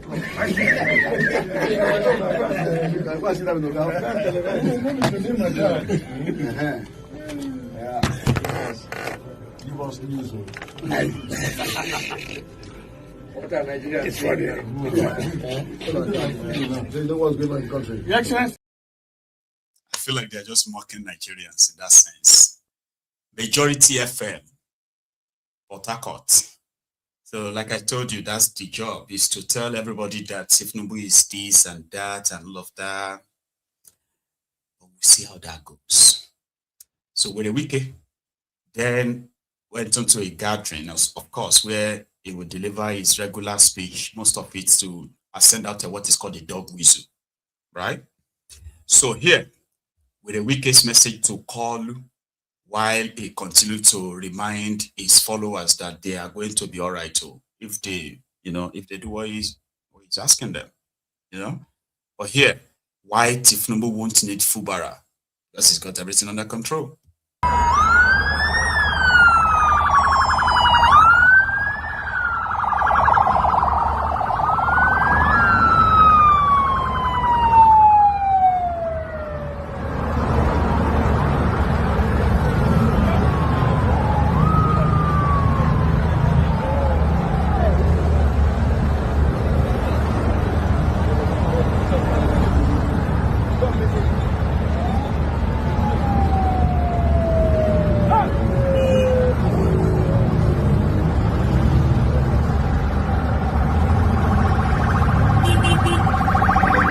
I have said before that Rivers State is a no-go area.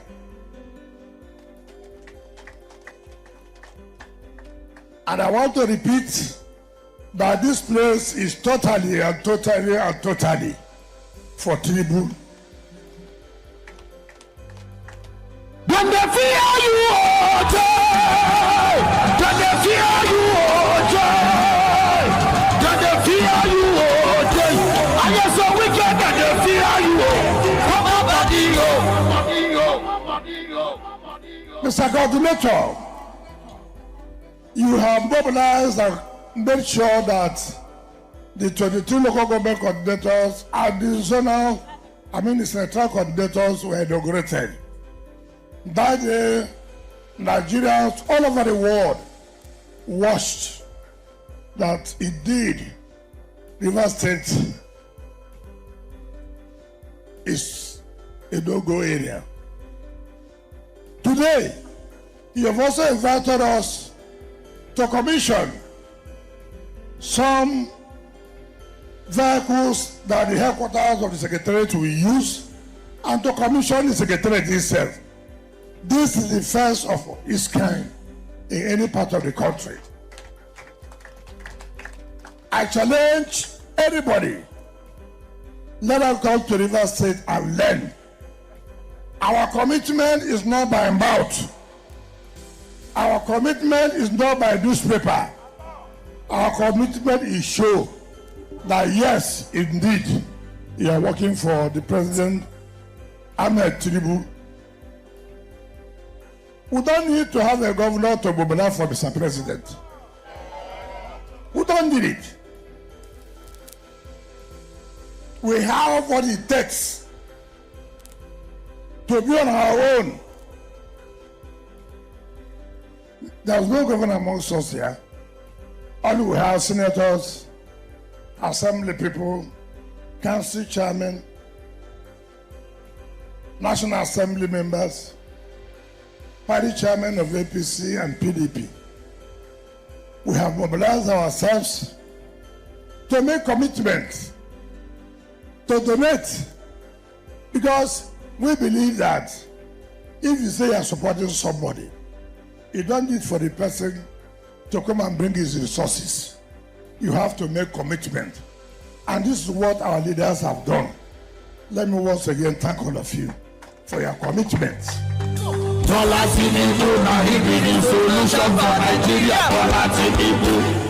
Let me tell you, you are the envy of every other state.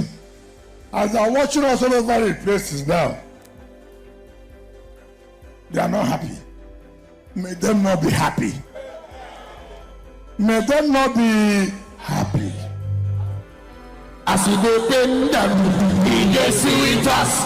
As he dey see with us, he go dey pain them. Today is not a dancing day. The musician cannot tempt us today. Spiritually, we have been told not to dance.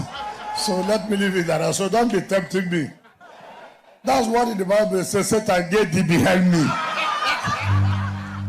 So, our people have shown this and will continue to do it. In 2023, we came out without anybody pressurizing us, without anybody influencing us. We took a decision to the glory of that, to the glory of God. That decision is what we're enjoying today. And we have also taken a decision, whatever anybody likes, 2027, When the president has shown his interest that he will run, we have no other choice but to continue to support Mr. President.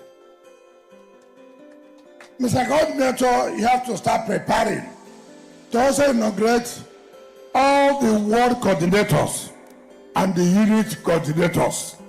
It's very, very important. We must cascade it down to the units so that there will be our evangelists to go and talk to our people why they should continue to support Mr. President.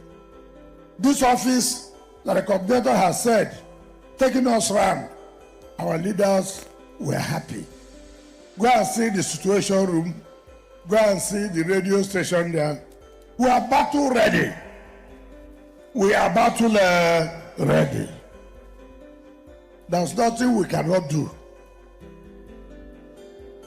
Because unity is strength. The members were united. Right. Who did this thing to us? Okay. May God forgive all of us. Right, right. You see? So that's the way we get there. And it is going to be like that all year long, I believe.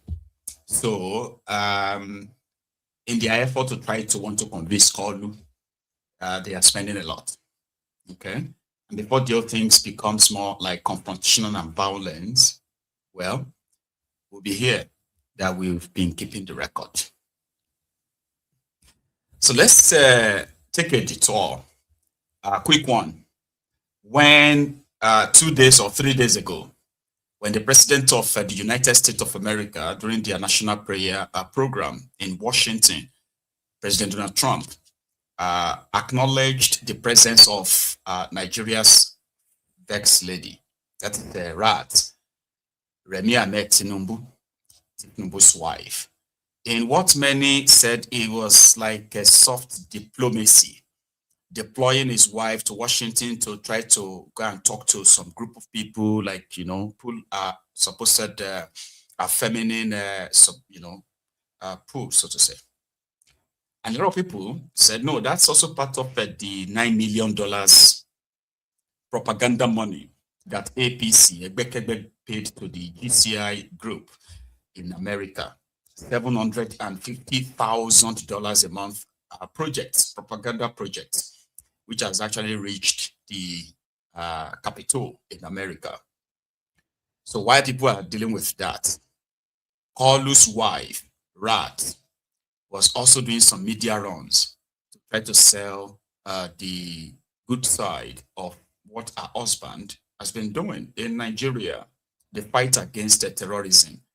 He indeed appreciated the Boxing Day airstrike against the ISWAP terrorists in Nigeria. She appreciated that, and I don't think the jihadists of northern Nigeria are going to really be happy with that statement. It's currently trending on Arewa platforms, where they are saying Tinubu's wife went to America to go and praise Trump for bombing northern Nigeria, not bombing terrorists in that regard, right? So she also used that chance to tell them that her husband inherited a very terrible economy that he's been trying to turn around in the last 2.5 years, including Nigeria having a working refinery now. That's part of Tinubu's plus side. Remy, where are we? Whatever is happening, at times, who would have, you said President Trump recognized me. Who would have thought that would happen, to even say the least? So when you look at that, I'm getting global recognition in all of it, despite, and that is what life is all about. If something is going to be good, it will come from, the rebels, and it starts like that. And then we have that attention, we have the conversation going, and we expect, there will be more. It's going to yield a better fruit for us, and both for us and also America. President Trump had words of praise for you this morning, but there are still some U.S. lawmakers that believe that there is as they call it, Christian genocide going on in Nigeria, and they've been critical of the government for not doing enough. What do you say to that argument? What do you tell them? We've been able to educate them more about the situation on ground. We live in Nigeria. We know that, this is a democracy, and we are getting close to re-election. and there will be a lot of potholes of the beliefs they want the outside world to know. And we can see that with this government, we just out of a lot of economic crisis that we inherited, because this is the first time the government of Nigeria will remove fuel subsidy. We were producing oil, but we were not refining them.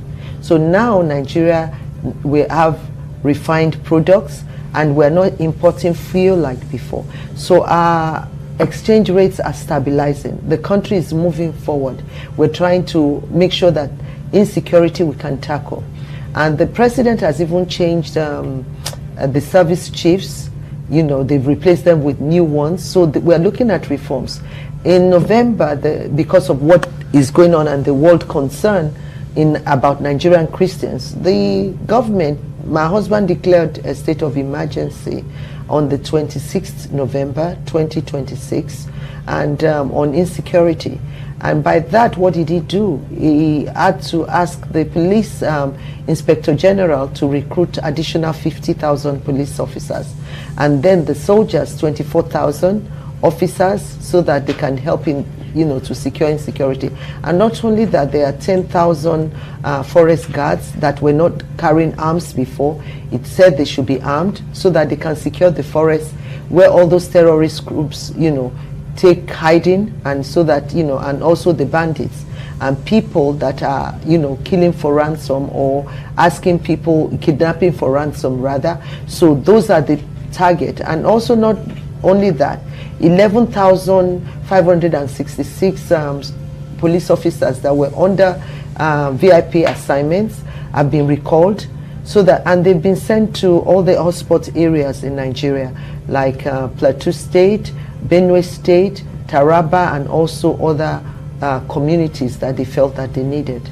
So, and that's what, you know, has been happening. So we hear what the world is saying. We are concerned about our people's safety. Nigeria is a country that, you know, encourages freedom of religion, and which is entrenched in our constitution. And we're trying to make sure that even investors, when they come to Nigeria, because our, you know, economic growth is rising steadily, and then we want to make sure that, you know, we can do that. And there's so much work to be done. So we are not ready to blame past administration, because when Nigeria was in the boom age, we didn't really invest well. So, and this is what, you know, we've inherited now. We have to see what to do, and we have to partner with other countries who mean well for Nigeria, and, you know, and those who can help us, you know, making sure that our insecurity situation is dealt with. We will work with you to build a Nigeria that is not corrupt. I bring you a message of hope.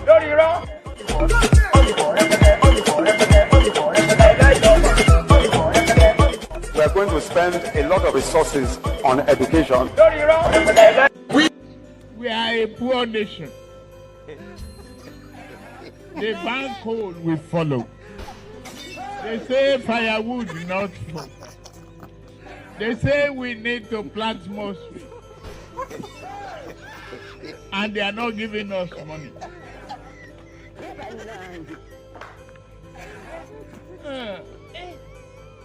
We need to open our eyes, shine it, and tell the West.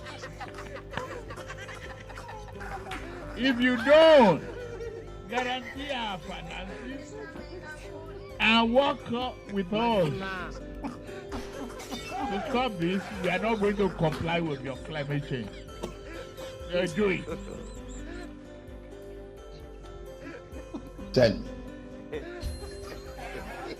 Tell me, what are we producing and selling to other countries?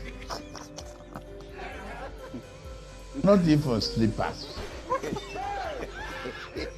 We eat the skin of our cows instead of turning them to beautiful bags and shoes. Eliminate that. It's a sign of poverty. Tell me. So like I said, it is being reported that Kolu deployed what they call the soft diplomacy. The way the American society will treat her depends on how their handlers, okay, and the media platforms they are introduced to. So they were there to present a woman whose husband is misunderstood. In fact, the country that her husband is currently superintending is being misunderstood as well. But here is something you should know, just the regular talking points. We inherited a very terrible economy. We are not blaming the past administration, okay? We are doing everything to put it back right, the blah, the blah. Tinubu has ordered the police. He declared state of emergency on insecurity. What does that even mean? Oh, he ordered the police IG to recruit 50,000 new policemen. Okay. And 24,000 new soldiers. 10,000 forest guards. Well, that sounds interesting. So how far with that when he's done all of that? Oh, no, he hasn't really done it, but he's declared it. They are working on it. High right. Because it is similar to what Kalu is also telling his own party people. Yeah, they have what they call the neck meeting or neck conference, something like that, inside the asshole rock. Where Kalu, in their speech, all right, is telling them his achievement, which also includes the local government autonomy, because local governments are getting more money now. No, they are not. Local government autonomy, no, that's not true. But yeah, Tinubu is talking about what they have done that a lot of you probably didn't notice. He's saying it to his members and they should be proud, according to him. Watch this. Tell me when you are bored, okay? I'll stop it. To our national aspirations, it reflects our resolve to move from recovery to transformation and from narrow growth to one that is inclusive, resilient, and sustainable. Nigeria stands at a defining crossroad. We face inherent structural challenges, including macroeconomic imbalances, infrastructural deficits, unemployment, poverty, climate vulnerabilities, and limited physical space. Yet, our people possess the resilience, creativity, and determination to overcome these realities.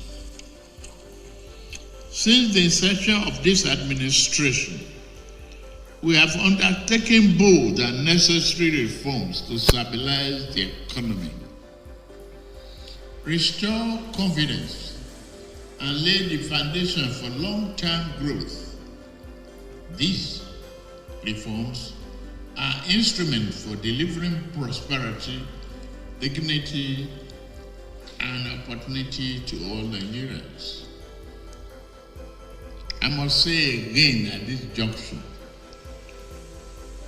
the monetary policy that we've embarked on since the reforms has yielded positive results and is being recognized around the world. Thank you, Mr. Governor of Zambia. We have recorded notable achievements that reflect our commitment to cooperative federalism and inclusive development.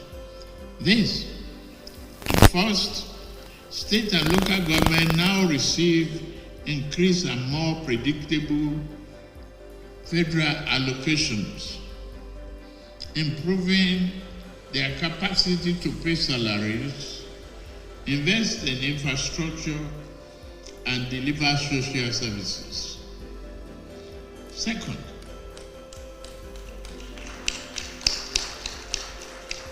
we have strengthened the macroeconomic stability through improved revenue performance, stronger public financial management, and enhanced physical coordination.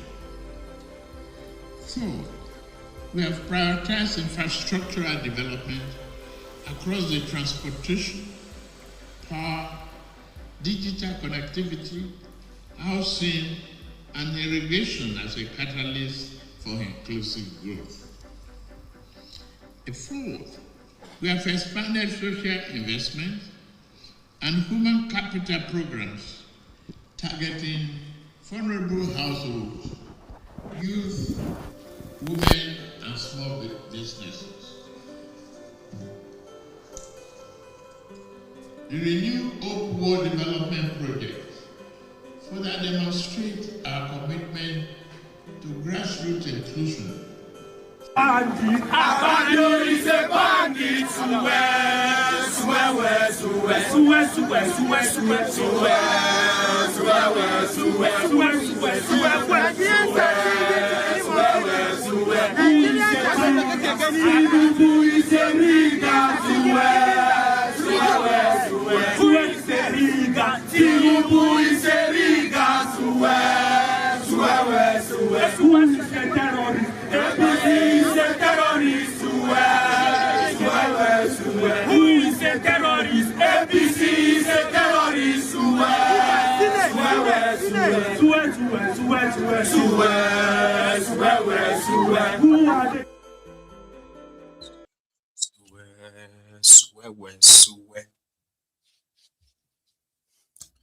Well, that's that. Kalu, reading out what many of you will just sit there and be like, what's he talking about? What's he talking about? Yeah, that's a Kalu. But in Woro, after the attack that killed over 170 people, where some are even saying that those who died in these two communities in Kwara State, Kaihama local government area of Kwara State, and that's Woro and Noko. They said the number of people killed there is quite over maybe 200. Now, certain is considered as one of the most deadliest attacks of these terrorists this year, 2026. And the year is still very much fresh, still early, right? So from some of the reports they have now released, they said these terrorists that came to attack and kill people in Kwara, this recent one, that they wrote a letter to the communities to say they are bringing in their evangelism, their own type of Islamic teachings and all that, which the community outrightly rejected. They rejected it and said, no, don't bring it to our community. So they came back. Those who are Christians, they were locked in a house and different houses, and they burned them inside their houses. Those who were Muslims, they categorically picked them and, lying them, tying their hands to their backs and lying them on the streets and then executed them. That was supposed to have triggered a lot of national kind of emergency, but it didn't. It didn't. False, the bad guy, also observed it. This is Nigeria. I don't know what's wrong with us. I don't know, and I don't know when we're going to wake up. I don't know. I really don't know. The other day, nearly 200 people were killed in Kwara. President just came, released statement, normal statement. Oh, I'm saddened by the... Bro, who has been arrested? Who has been prosecuted for this? Nobody. Nothing. Just carry on. No, I've sent... You are always sending people. What are they doing? Nothing. They're killing scores and scores of people every day. But today, people will go to church. Your religious leader, Daddy Gio, Papa, he will tell you to sit down there and pray. Pray that God will come and save you. They've started campaigning for the next elections.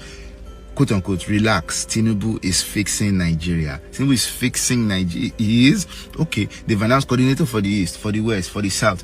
Now, these guys will still go to these same churches, and your Papa, your Daddy Joe will allow them on the pulpit to campaign to you, and will convince you that you should vote for this same evil. And you too, in the same cycle, in the same pattern that they've used it for years, you too, you will follow suit and you will vote. Papa did not tell you that currently the Senate is refusing to adopt a resolution amending the Electoral Act to allow for real-time transmission of election results because they know it will not allow them to be able to rig. Papa will not tell you that one. Papa will just tell you to sit down there and wait and pray for spiritual solution. No problem. Now let's be waiting. Pastor, pastor. Our mojo still alone shower. I check on the way.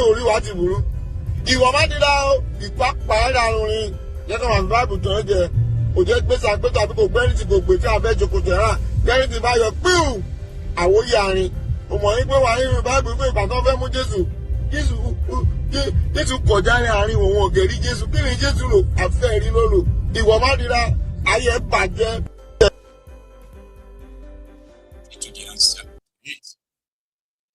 Don't care, and they can always pretend because like they do or they don't. Unfortunately, yes. About Jara, if you talk about Jara, what about Jara? It could buy any, so to say. Now, the people of the world, some of them have now left some of these communities, including some neighboring communities, who have left in fear of these terrorists still coming back. Unfortunately, this was the community 2 days ago. Akpabio is a bandit.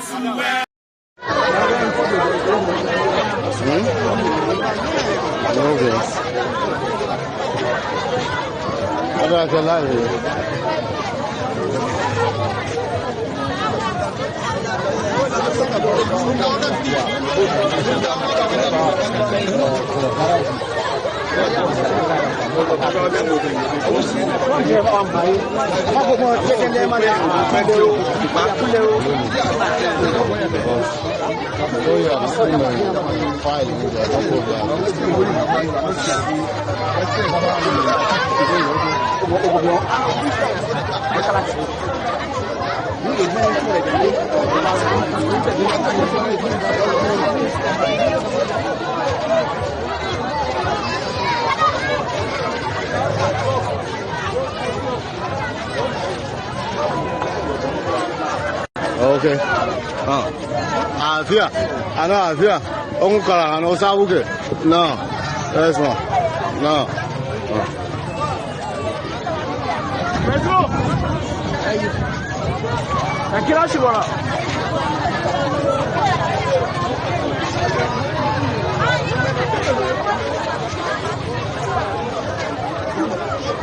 Oranga wala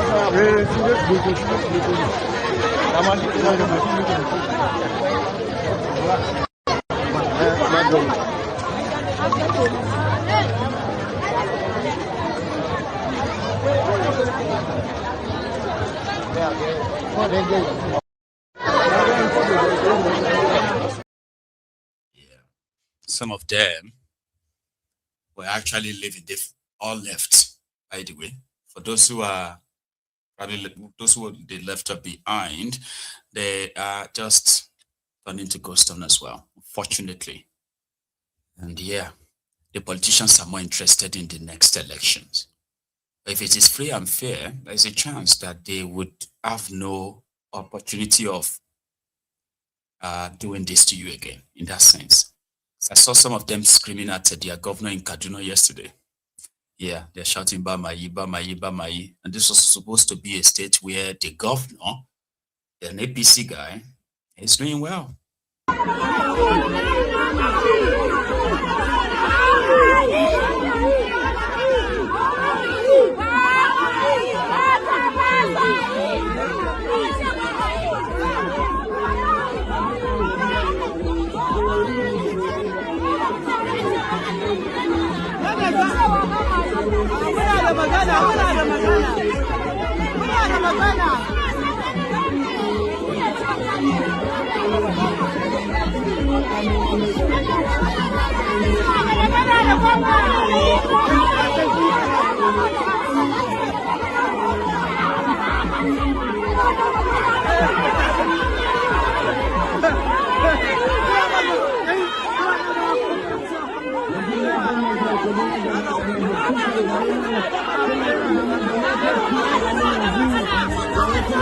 Thank you.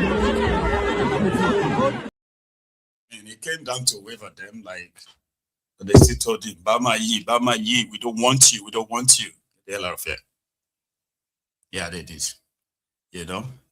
So, and I think there's a few more things to share, right?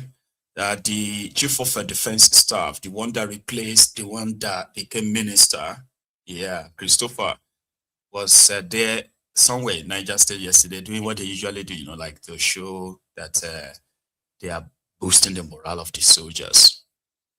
Establishment Nigerian Army Medal, Chief of Army Staff, Warrior Push-Up down!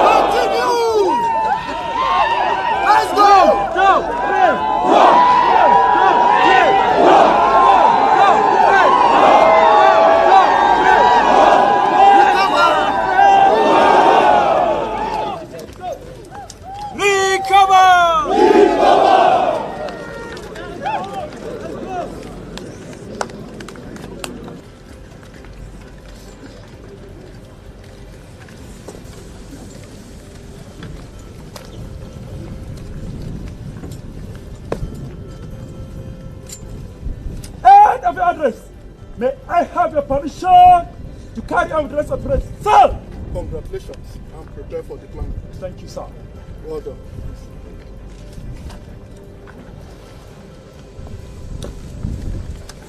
Establishment Nigerian Army Medal, Chief of Army Staff, Warrior Push-Up down!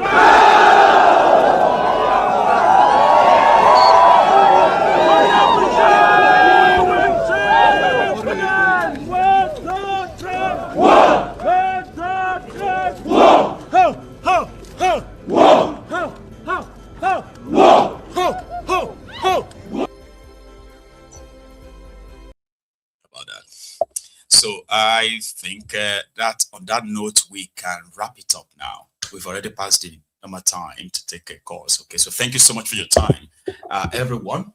If you have enjoyed this chat, as usual, don't forget, share it as much as possible. Okay, so thanks so much for your time. Enjoy the rest of the evening, and it is going to be a good night to you all from here. Kingsley, thanks for that. Good night.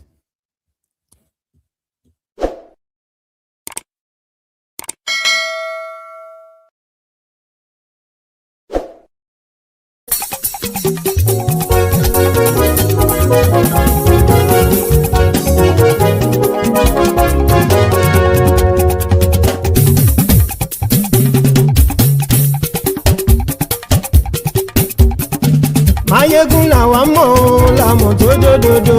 Maiyegun dayari Nayibi #1. Maiyegun làwa mọ̀ làmọ̀ tó dòdòdò. Maiyegun dayari Nayibi #1. Maiyegun ti dé o ọ̀rẹ́ ara ìlú. Maiyegun dayari Nayibi #1.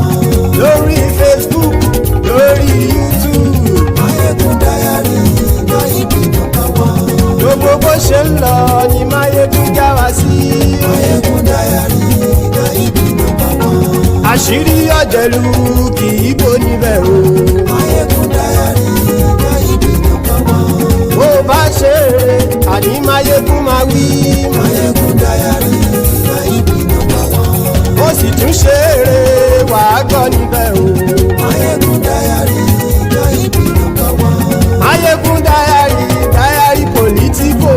Maiyegun dayari Nayibi #1. Godfatherism kò sí lọ́rọ̀ Maiyegun. Maiyegun dayari Nayibi #1. Ẹ farabalẹ̀ sẹ́ o kẹgọ́rọ̀ lẹ́nu o.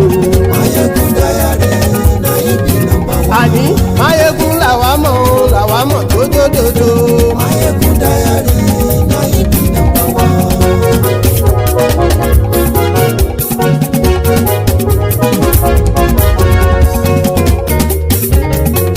àní ẹ̀sùn rákì. Maiyegun ti dé. Maiyegun ti dé. ọ̀jẹ̀lú ẹ̀sùn rákì. Maiyegun ti dé. àní ẹ̀sùn rákì. Maiyegun ti dé. lórí Facebook. Maiyegun ti dé. àní ẹ̀sùn rákì. Maiyegun ti dé. lórí YouTube. Maiyegun ti dé. àní ẹ̀sùn rákì. Maiyegun ti dé. bọ́ bàbá gbé wúrẹ́. Maiyegun máa wí. àní ẹ̀sùn rákì. Maiyegun ti dé. ijó ìgbádìyẹ. Maiyegun máa wí. àní ẹ̀sùn rákì. Maiyegun ti dé. pẹ̀sìdó bá rúfin o. Maiyegun máa wí. àní ẹ̀sùn rákì. Maiyegun ti dé. kí gómìnà kówó jẹ. Maiyegun máa wí. àní ẹ̀sùn rákì. Maiyegun ti dé. ọlọ́pàá tí ń darí bá. Maiyegun máa wí. àní ẹ̀sùn rákì. Maiyegun ti dé. aṣòfin tí ń rúfin o. Maiyegun máa wí. àní ẹ̀sùn rákì. Maiyegun ti dé. òkúra olóṣèlú. Maiyegun máa wí. àní ẹ̀sùn rákì. Maiyegun ti dé. ọ̀jẹ̀lú ẹ̀sùn rákì. Maiyegun ti dé. àní ẹ̀sùn rákì.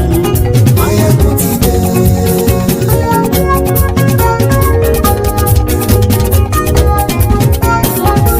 Maiyegun ti dé. gbogbo ọ̀jẹ̀lú ẹ̀sùn rákì. Maiyegun ti dé. gbogbo ọ̀jẹ̀lú ẹ̀sùn rákì. ṣùgbọ́n ní bá ti ṣe èyí tó yẹ kí wọ́n ṣe ọmọ bá dèrò ní fi wọ́n níran o. Maiyegun ti dé. gbogbo ọ̀jẹ̀lú ẹ̀sùn rákì. Maiyegun ti dé. gbogbo ọ̀jẹ̀lú ẹ̀sùn rákì. ṣùgbọ́n ní bá ti ṣe èyí tó yẹ kí wọ́n ṣe ọmọ bá dèrò ní fi wọ́n níran. wọ́n fowó bẹ́ẹ̀ o. Maiyegun ó sọ pé wọ́n ò bẹ́ẹ̀. wọ́n fowó bẹ́ẹ̀. Maiyegun ó sọ pé wọ́n ò bẹ́ẹ̀. oníkanṣá ti ṣe èyí tó yẹ kí wọ́n ṣe fáwọn ará ìlú tó gbé wọn débẹ̀ o. ayé. Maiyegun ti dé. gbogbo ọ̀jẹ̀lú ẹ̀sùn rákì.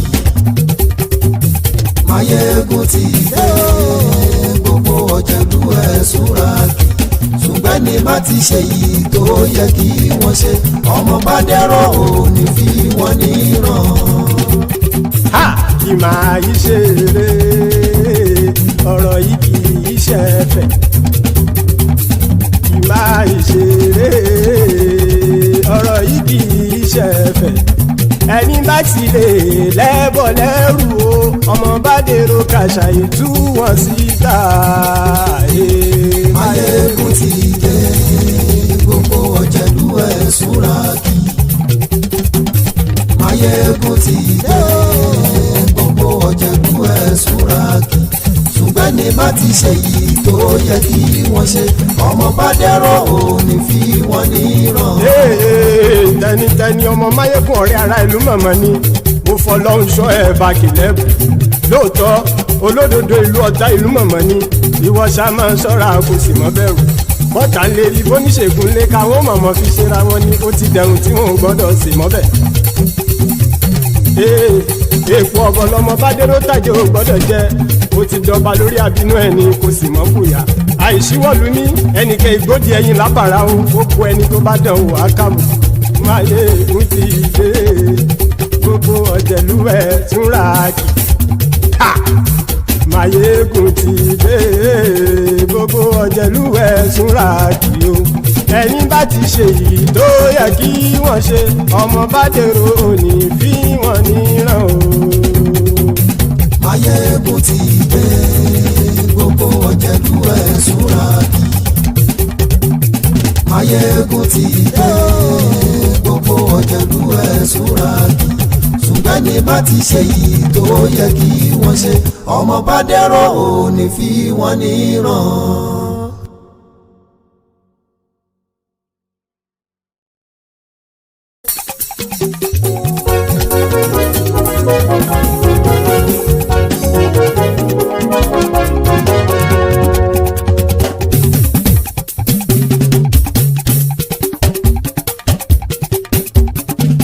Maiyegun làwa mọ̀ làmọ̀ tó dòdòdò.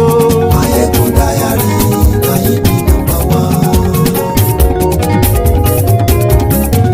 Maiyegun làwa mọ̀ làmọ̀ tó dòdòdò. Maiyegun diary na him be number one. Maiyegun ti dé o ọ̀rẹ́ ara ìlú. Maiyegun diary na him be number one. Lórí Facebook lórí YouTube. Maiyegun diary na him be number one. Gbogbo bó ṣe ń lọ ni Maiyegun já wa sí. Maiyegun diary na him be number one. Àṣírí ọ̀jẹ̀lú kì